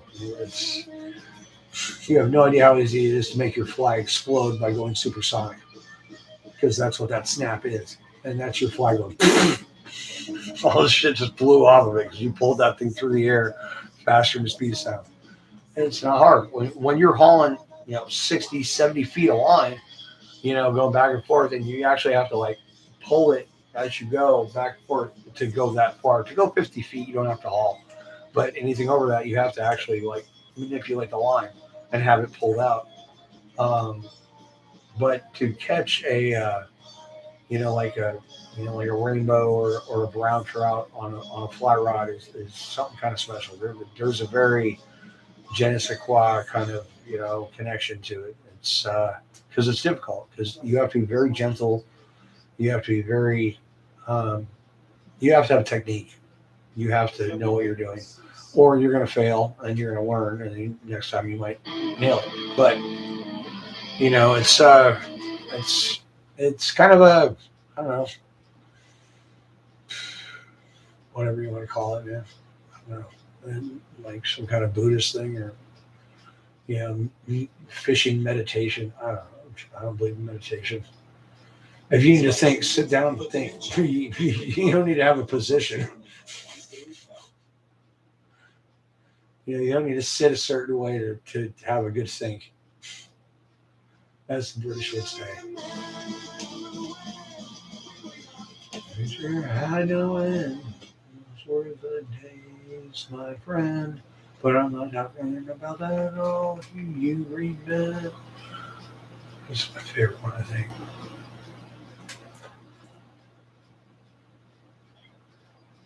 All right, cool. I will check it out.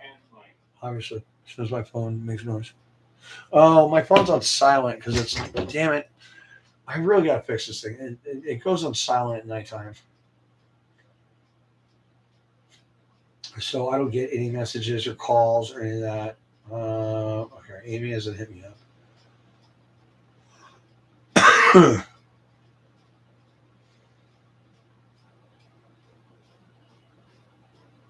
That's awesome, dude.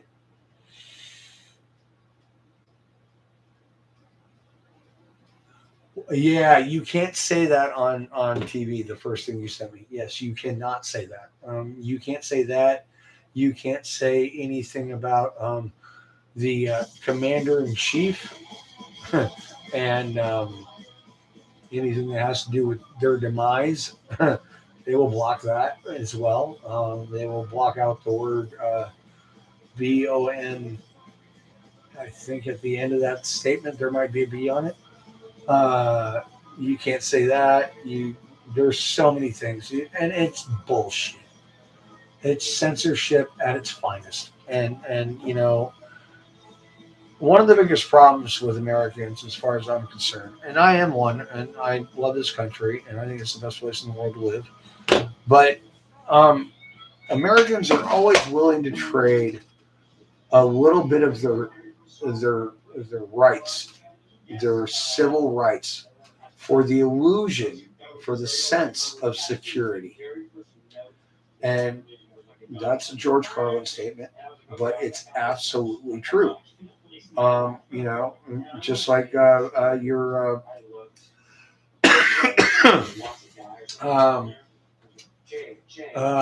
your neighborhoods that are controlled. When you have an HOA or something like that, and they have rules about what you can do with a house that you worked your whole life to get. They're willing to live under these rules to have a sense of the fact that they're not going to have anybody crazy move in next door. Like grow some balls, man. I mean, have a sense of adventure. Shit. I mean, everybody needs to have a crazy neighbor somewhere. I'm not saying they need to be setting a freaking yard on fire and, raping monkeys and whatever the hell, but I mean, having somebody a little wild next door makes things fun. And who knows? They could throw hell of parties. You never know. Shit. But in America today, where kids can't leave the house without pads and a helmet on because they might get injured, where we used to skin our knees and brush dirt into it to make it feel better and fall off of roofs and break our limbs once in a while. I never broke any limbs when I was a child, but fall out of trees. Now you can't climb a tree, you might get hurt. And that's why we've raised this whole generation of millennials that are just absolute bitches.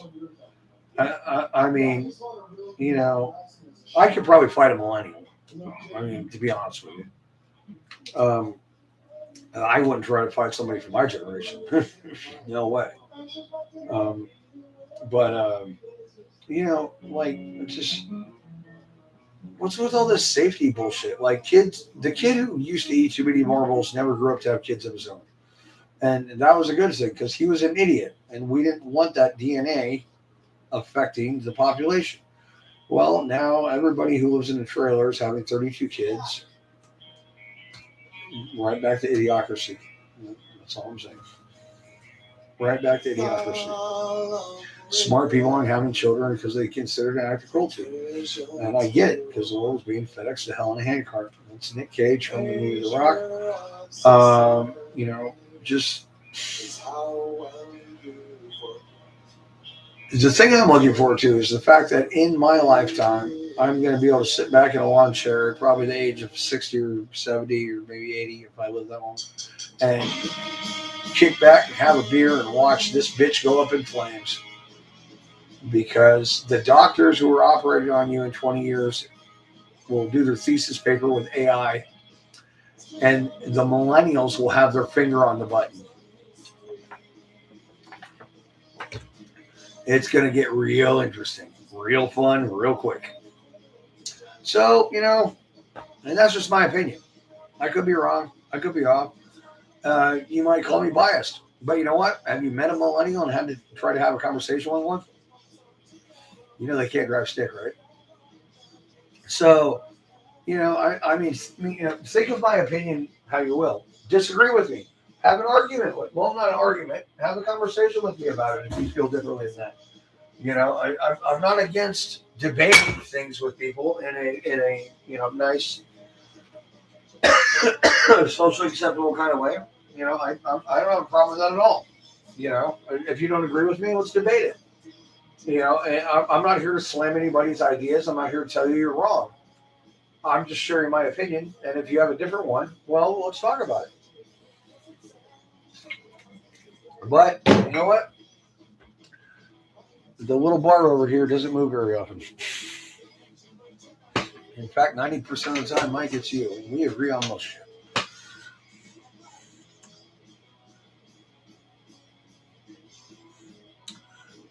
Yeah, exactly. Because you can break into somebody's house, cut your arm on their goddamn glass in the window that you broke to break in, and sue them. And I get it. I'm from California. We developed the Twinkie defense. Well, somebody in the state of California developed the Twinkie defense. The Twinkie defense said he killed 3 people because he was high on Twinkies because he ate 30 of them. Are you freaking kidding me? Like, you can take 10 people and have them eat 30 Twinkies and see what happened?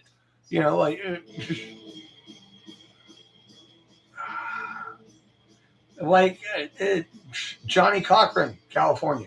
Rodney King, California. OJ got free of murder, and he did it. In California. Southern California, I remind you. Southern California. Not where I'm from.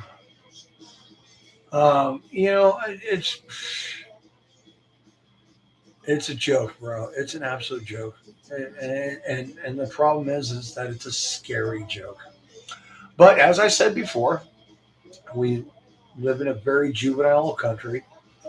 This country is only 250 years old. And unfortunately, we've got the biggest baseball bat in the playground. And we've got 500,000 gallons of VX gas in a cave in Nevada. Do you know what VX gas is? This is a chemical weapon that we designed and built. And thank God we never sold it to anybody. Fuck. Within 30 seconds of inhalation of aerosol version, and they make airburst weapons, your brain disconnects from your spine. Your skin starts to melt off. And just before you lose all your skin, your body goes into complete muscle spasms. You puke your own guts out and break your own back. And your brain cannot control any of it because it's been disconnected from your mind because it affects the central nervous system. This is one of the products that we've made, Dow Chemical made, by the way. Thank you, dicks. That we wish we didn't invent. I used to have a sister-in-law before I got divorced the second time. that works in a laboratory 4 stories underneath San Francisco. And this is the kind of stuff she works on, either prevention of chemical weapons or designing chemical weapons, because we're dumb. Well, no, we're not really making chemical weapons anymore. If you really want to know what the government's up to these days, we're doing biologicals that take out certain races. Yeah, that's fun. Yeah, so if your DNA has a certain code, this will kill you, but if it doesn't, it won't. Targeted germ warfare. And you know what's even worse? We have the ability to end hunger throughout the entire world.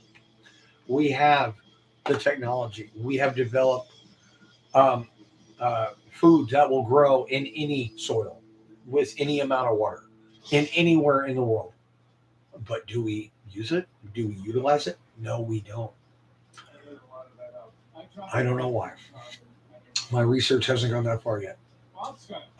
There's a song by Batter Ridge called Germs of Perfection, and that's what it's about. It's not about chemical warfare. It's about the fact that we can cure human hunger throughout the entire world cheaply and easily. But do we? No. Probably because we're holding that country by the ball so we can get our own dictator in there.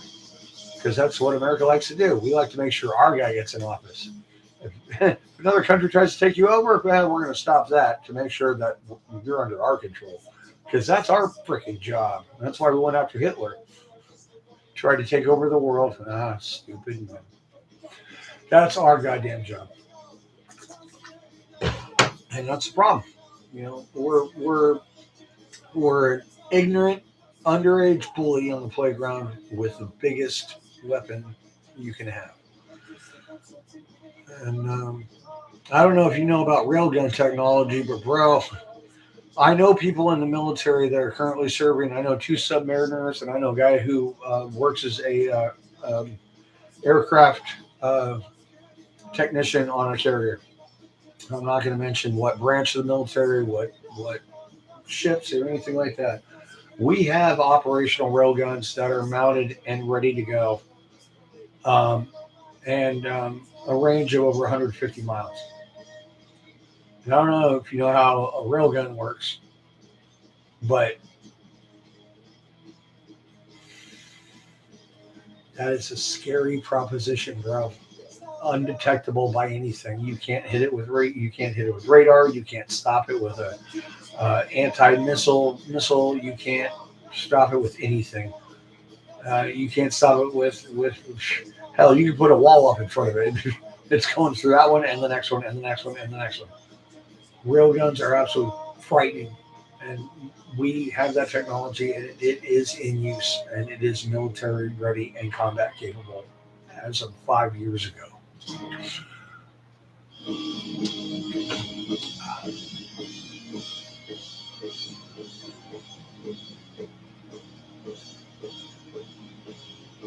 Where is that?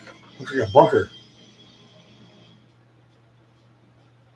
And I've seen a lot of bunkers because you got to realize San Francisco Harbor is loaded with ex-bunkers from World War II because America thought the Japs might come into San Francisco to attack us.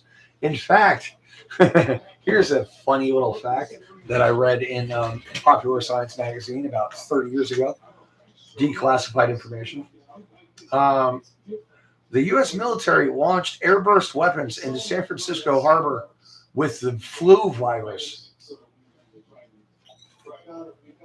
and detonated them so they could monitor the hospitals and see how the spread went. So they knew they had a contingency plan if the Japs came in and did the same thing with not the flu, but something worse. Yeah. Oh yeah. All right. Yeah, what was that picture? Oh, message above. Got it.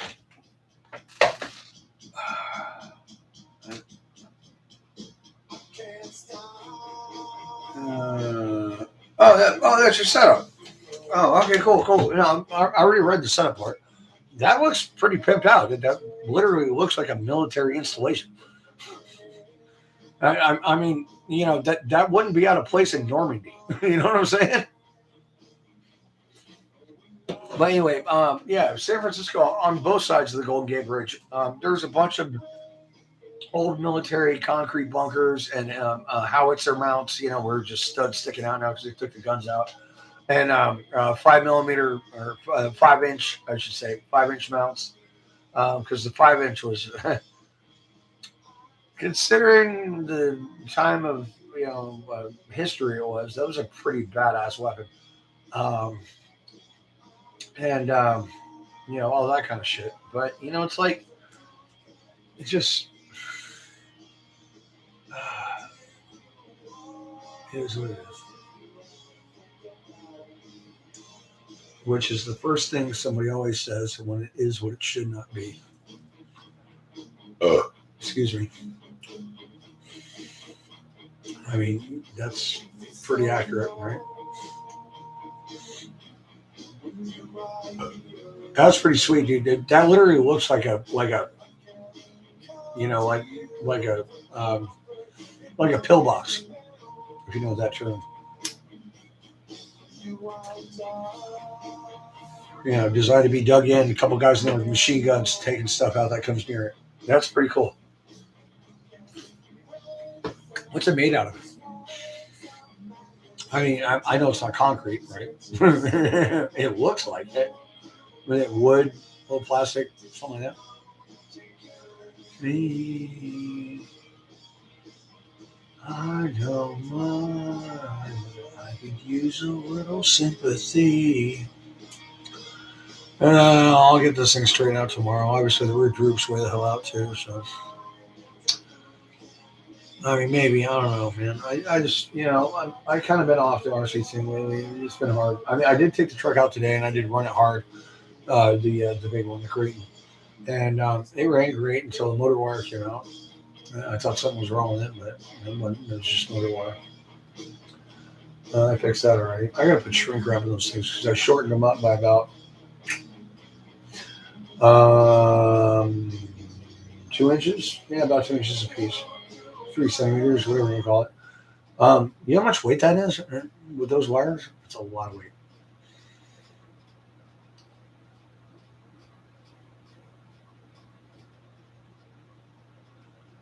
Like what? Hallwood Big Landing Ramp. Are you talking like giant backflips, or are we talking like trials? Because I've seen some of those trials guys that work for Red Bull, and wow, like I saw a dude go through a house and didn't break anything. Like he went up on the coffee table, and off the coffee table, and through the balcony, and like out the door, and then like yeah, those trial guys are crazy. I mean, those bikes only weigh about 80 pounds, but still, like the skill in there is insane.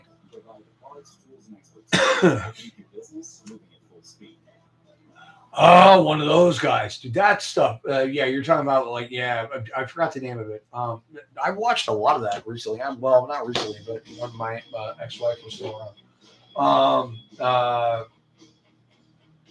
Yeah, I forgot what they call it, but yeah, they've had it everywhere, and actually, it's huge in America now, especially in Utah, Salt Lake City, with full horns. I don't know, but well, the mountains in Utah are badass, and they did it in Germany, in Nuremberg. I saw that. I saw another one in I think Sao Paulo, I think Brazil. It was somewhere in South America.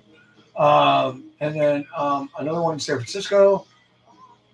Yeah, where they just set these ridiculous courses. But what's getting really popular is ski areas in Northern California because we have like Lake Tahoe and Big Bear and like a bunch of famous ski resorts.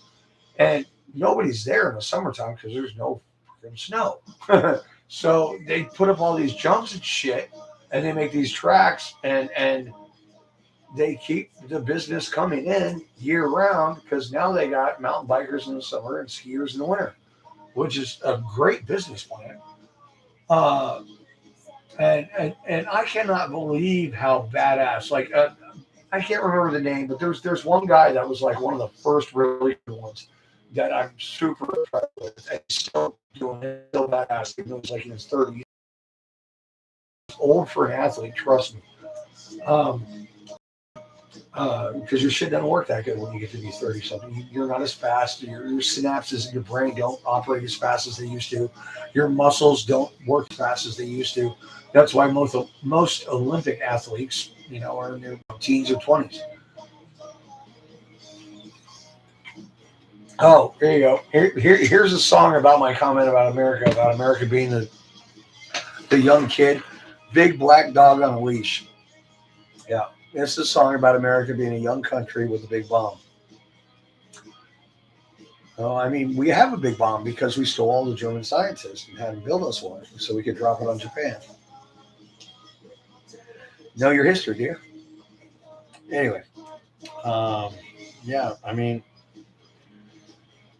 I know why we're called ugly Americans by a lot of other countries. I know why a lot of other countries hate us. And there's two reasons other countries hate us. One, because you can't mess with us, because we have the most military hardware and weapons and personnel than anybody else in the world. And we're also a young juvenile country full of narcissists and influencers, like Kim Kardashian, right? One of the most famous people in the world. What a piece of shit. Like, who picked you to represent us? Because I sure as fuck didn't vote for you. You fucking dirty whore. You fucked one of the stupidest people in the world. Because I don't know about you, but when somebody says they're bigger than Jesus, yeah, they need to get a fucking attitude check. And Kanye West is an absolute pile of shit human being. There you go. Here's my opinion on that.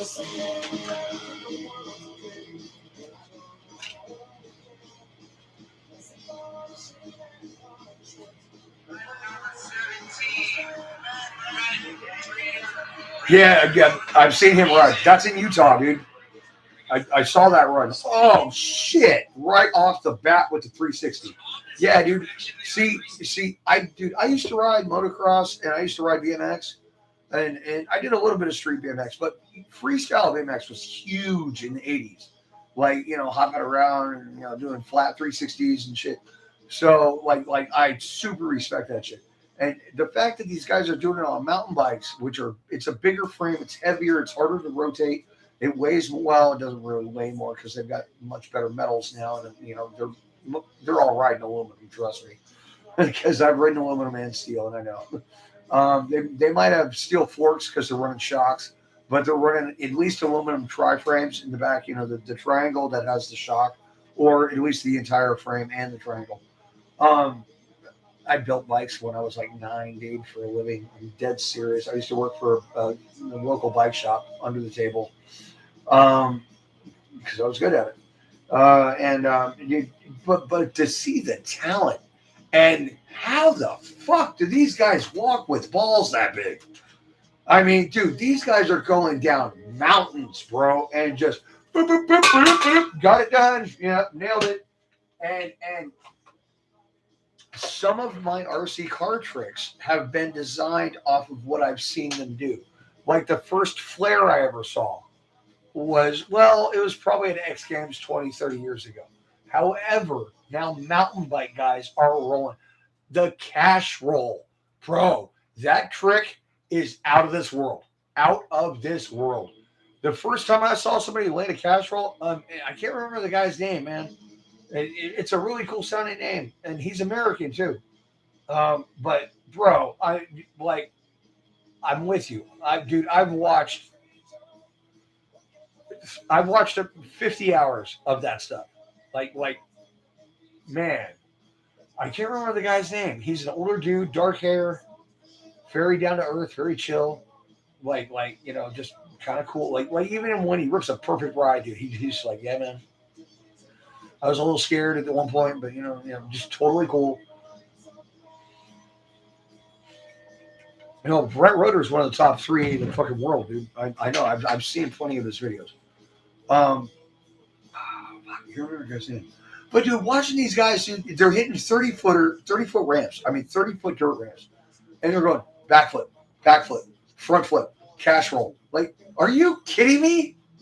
The setup they had in Moscow, or it wasn't Moscow, it was somewhere in Russia or the Ukraine or whatever, where they came down off the roof and they had all the jumps set up, and they had like 3 or 4 big ramps in a row, and then a monster after that. They had a good down ramp to get speed, but like the last hit was like super huge, and then they had this little quarter pipe at the end where they just pop up and do like 360 landed or backflip or dude, these guys are animals, bro. Like that sport has gotten so badass in such a short amount of time.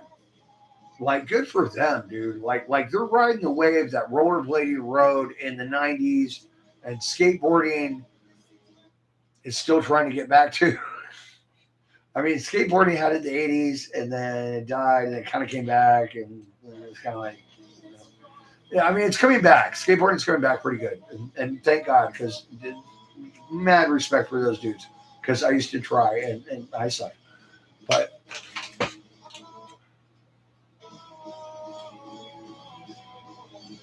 no, dude, I know what these guys do, bro. I know what these guys do. Like seriously, like it's insane. Like, and to do it and I know the difference between doing a trick in practice at your local park and doing a trick in competition, because it takes way bigger cojones to try it live. You know what I'm saying? And I never made the big show. I went to competition 3 times in rollerblading, and I never made the top 10, and only the top 10 are on TV. So I never made the big show, but I know the difference. Trust me on that. You know, I never did like a 900 or anything like that. You know, because I'm too tall to rotate that fast. Probably my best trick was actually what they called a rodeo flip back then, and I couldn't do it on a launch ramp. I could do it on a half pipe. If I did, 7-foot or bigger half pipe, I could do rodeo flip. And a rodeo flip is just a flare; it's a flat spin. You're doing a backflip 180. That's all you're doing. But I was still getting taller, and when I went to Europe, I gained 1.25 inches, and I got heavier by a long shot. I got real heavy, and I couldn't do it anymore, and that's when I quit. Because I used to be able to do that, but shit happens. Who is the second person in here, or third? Oh, we have another one now. Hello, how are you doing? Welcome to the chat. I'm not really doing any work tonight. I'm just kind of trading secrets and stories. Actually, I've really been telling stories all night. To tell you the truth, to be honest with you, I say hi, maybe ask a question. I'm an open book. I can tell you everything about all my cars. Well, I have 1, 2, 3, 5 technically. I mean, the low C's for sale. I mean, I don't know why. Well, I bought it because it's a classic. I got a low C XXT up there, but I'm not going to do anything with it. So I'm just trying to get rid of it. Not make a huge profit on it, but I'd like to get at least what I paid for it. And then Nick's, this is Nick's V6 Notorious. And then that's the Spider up there. The Spider is the Mojave Creighton Typhon. This is my Typhon, or not Typhon. This is my Notorious, which I don't feel like working on. And then my Creighton's over there. But if you want to see his name, I'll put it on the bench. You guys, whatever. So welcome to the channel. How you doing? I'm Logan. I'm a psycho. Yes, I have a very screwed up brain. But because my brain is screwed up in a certain direction, it helps me with my job because I'm an auto technician by trade. 30 years experience in June. ASE master for 15, 20 years, something like that. Nissan senior specialist. Worked for Nissan North America for 17 years, 17 and a half, something like that. In fact, 2 different Nissan dealerships called me to come back 3 years after they had fired me. And I'm not tooting my own horn. I'm a hot dumpster fire with a circus inside. But they ran out of talent. And thank God talent has got me through my addictions and my lack of ability to not be sober. So, how you doing? Welcome to the club.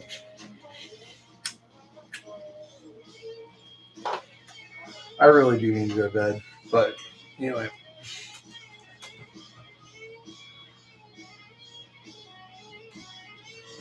dude, yeah, but here's what I want to do, bro. I want to go visit Cali again. I want to go back home and hang out with my boys out there, right? And go to a ski resort in the summer and go hit that with an RC car. That's what I'm talking about, bro. Could you imagine, dude? If you go like hardcore, like flat, you can clear that stuff, dude. You can land it. You can do stupid stuff. Like, you imagine doing a quad backflip and hitting a landing ramp. That's what I'm talking about. And dude, I know all these ski resorts. I've seen them, dude. I've been there. I've been to like 3 of them. You know, I mean, I know Tahoe. I know Big Bear. You know, there's like 3 others I've been to. You know, and I suck at skiing, so don't even start. I'm okay at snowboarding, but that's because I used to be a snow or well. So in the summertime in California, all the grass gets dry. That's why it's so flammable, and all the big hills are covered in dry grass. And you go to Toys R Us and get a plastic snowboard, and you can snowboard these hills. And that's how I learned how to snowboard. And I'm actually not bad at it. So, you know, but yeah, man, I gotta go, dude. I gotta get some sleep. I gotta go to work tomorrow. Well, if I can put a damn shoe on my foot in the morning, I don't know. I can't do it right now, but I mean, it looks like the swelling's going down, so maybe I'll be all right. But yeah, bro, like. How many drummers I've seen come out, like friends from all these other bands, just looking at me going, Honestly, dude, if you and me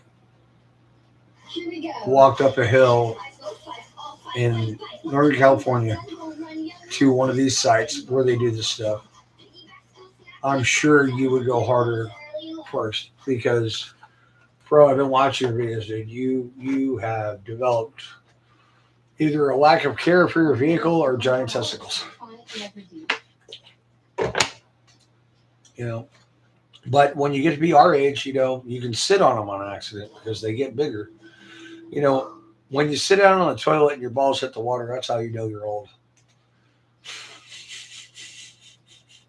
Shop now and save big on refrigerators, washers, dryers, and more from the brands you trust. With fast delivery and limited time meals, ask the Oh, no kidding? I didn't know they went to Pismo.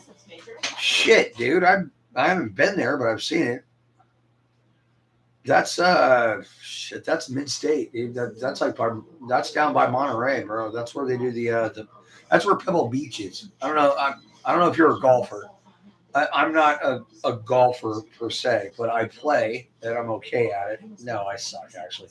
I usually shoot like 100 on a 76, but I know that track and I know that area because Monterey Bay Aquarium is one of the best aquariums in the country.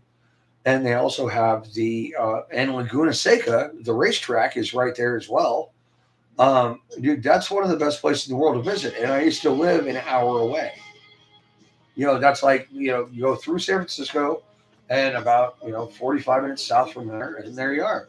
Santa Cruz, the boardwalk, the famous boardwalk, Pebble Beach, Laguna Seca, Monterey Bay Aquarium, all right there. I mean, it's like it's like a Californian tourist spot. Like we know about it. We don't tell everybody else about it because we don't want them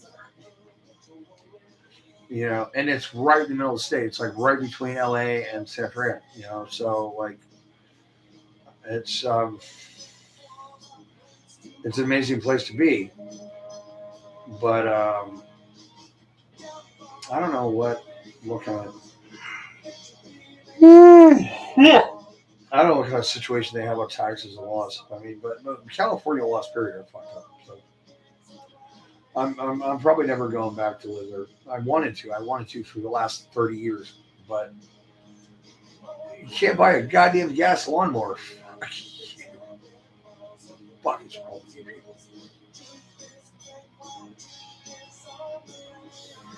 Yeah, I'm just listen.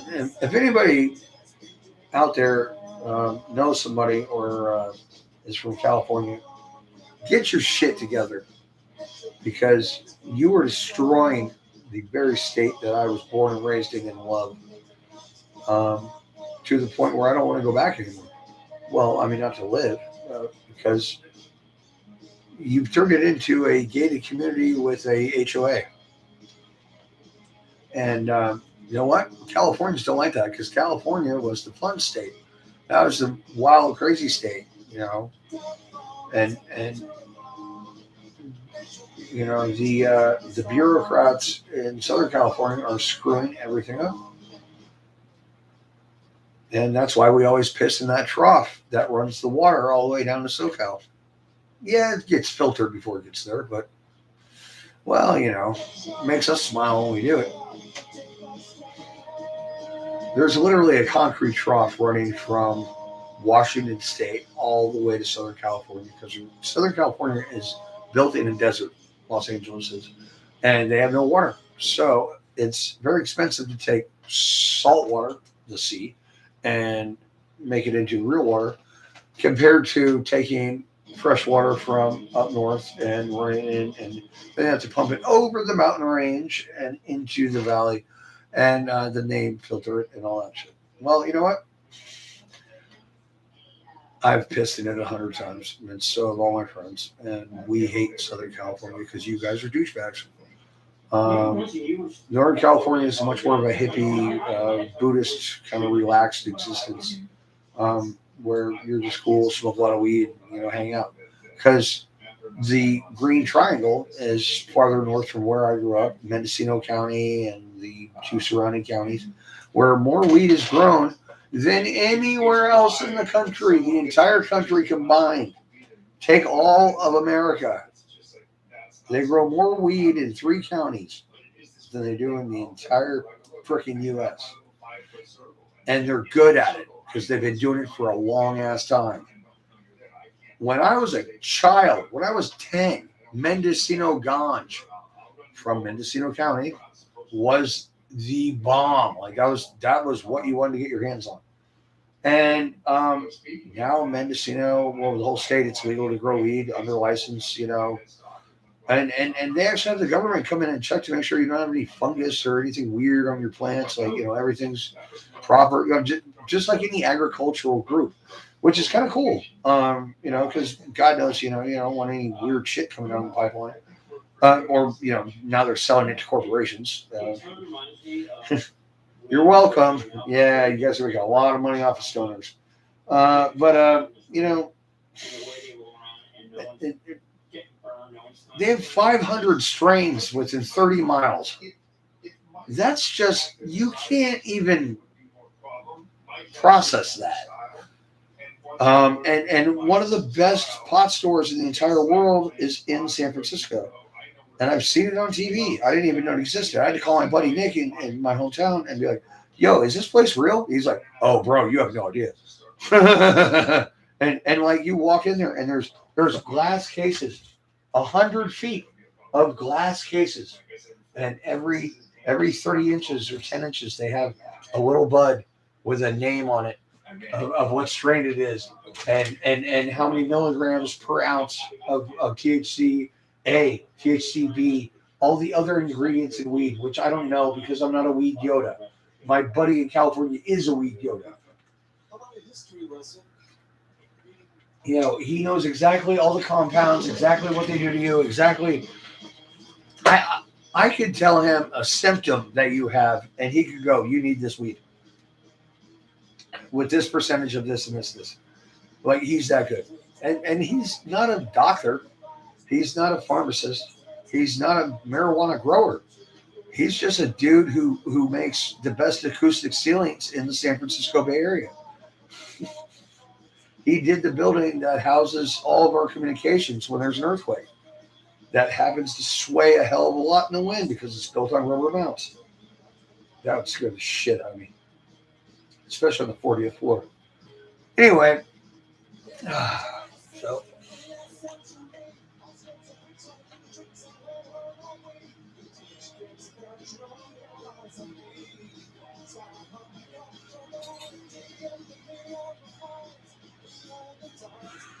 yeah,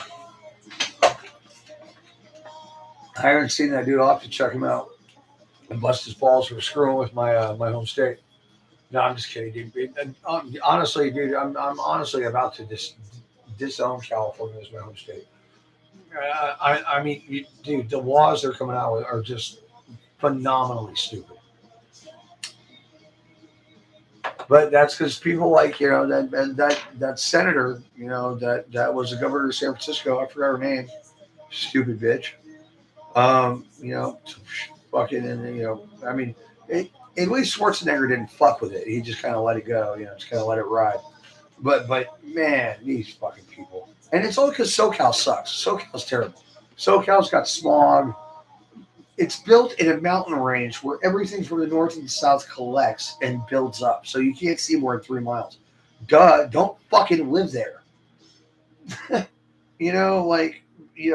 they make laws that affect the northern part of the state, where we just hang out and grow wine and, smoke a little weed and everything's cool. And it's the closest thing to East and West Berlin there's ever been since we tore down the wall. By the way, I have a piece of the wall. Yeah, not because I got it when I was there. I have a picture of me in front of it when I was there. But my mom got it mailed to her when it came down because we had German exchange students. So, yeah. Anyway, nothing about my bullshit. Anybody have any RC questions? I see there's 3 people now in the chat. No. Ask me anything. I don't care. Honestly, I'm an open book. I wear my heart on my sleeve. Not that I'm here for romance, because I just got engaged. But if you have any questions, now would be a great time to ask, because I'm about to log off. I have my Creighton right here, my Notorious, I can move. I have Nick's Notorious. I have my Spider, as I call it, SPYDER, which is a Creighton Mojave Typhon mix. I have my GT on the wall. I got the Losi. I haven't modified the Losi, so I can't really tell you anything cool about that. I can tell you what I would do to it. I have gears that have been destroyed, and I can tell you why and how they got destroyed. There's only 2 things that kills differentials: bolt failure or bearing failure. And I can tell you how to avoid both. I can tell you how to build diffs that will last 2 years. That's the longest one I ever had. Most of mine are about a year, 9 months. I beat the hell out of them if you watch my videos. Double standing backflips are hard to pull, and you put a lot of torque through the system. But it's possible, especially if you're running M2C gear. I'm not trying to float M2C because I'm not sponsored by M2C, but I do buy some of their stuff. And I can tell you what, they make the best aftermarket metal parts that are made in America, period. End of story. And shit. Just look at,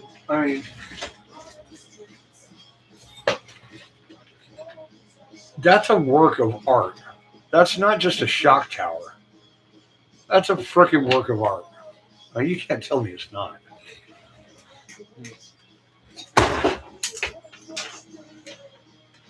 Yeah, I live in a cave. My house burned down about 9 months ago. So, yeah. So I live in a room that my dad originally built to build fishing rods in. It's air conditioned, so it's not terrible, but yeah. And yeah, I'm 47. I'm old as shit. So there you go.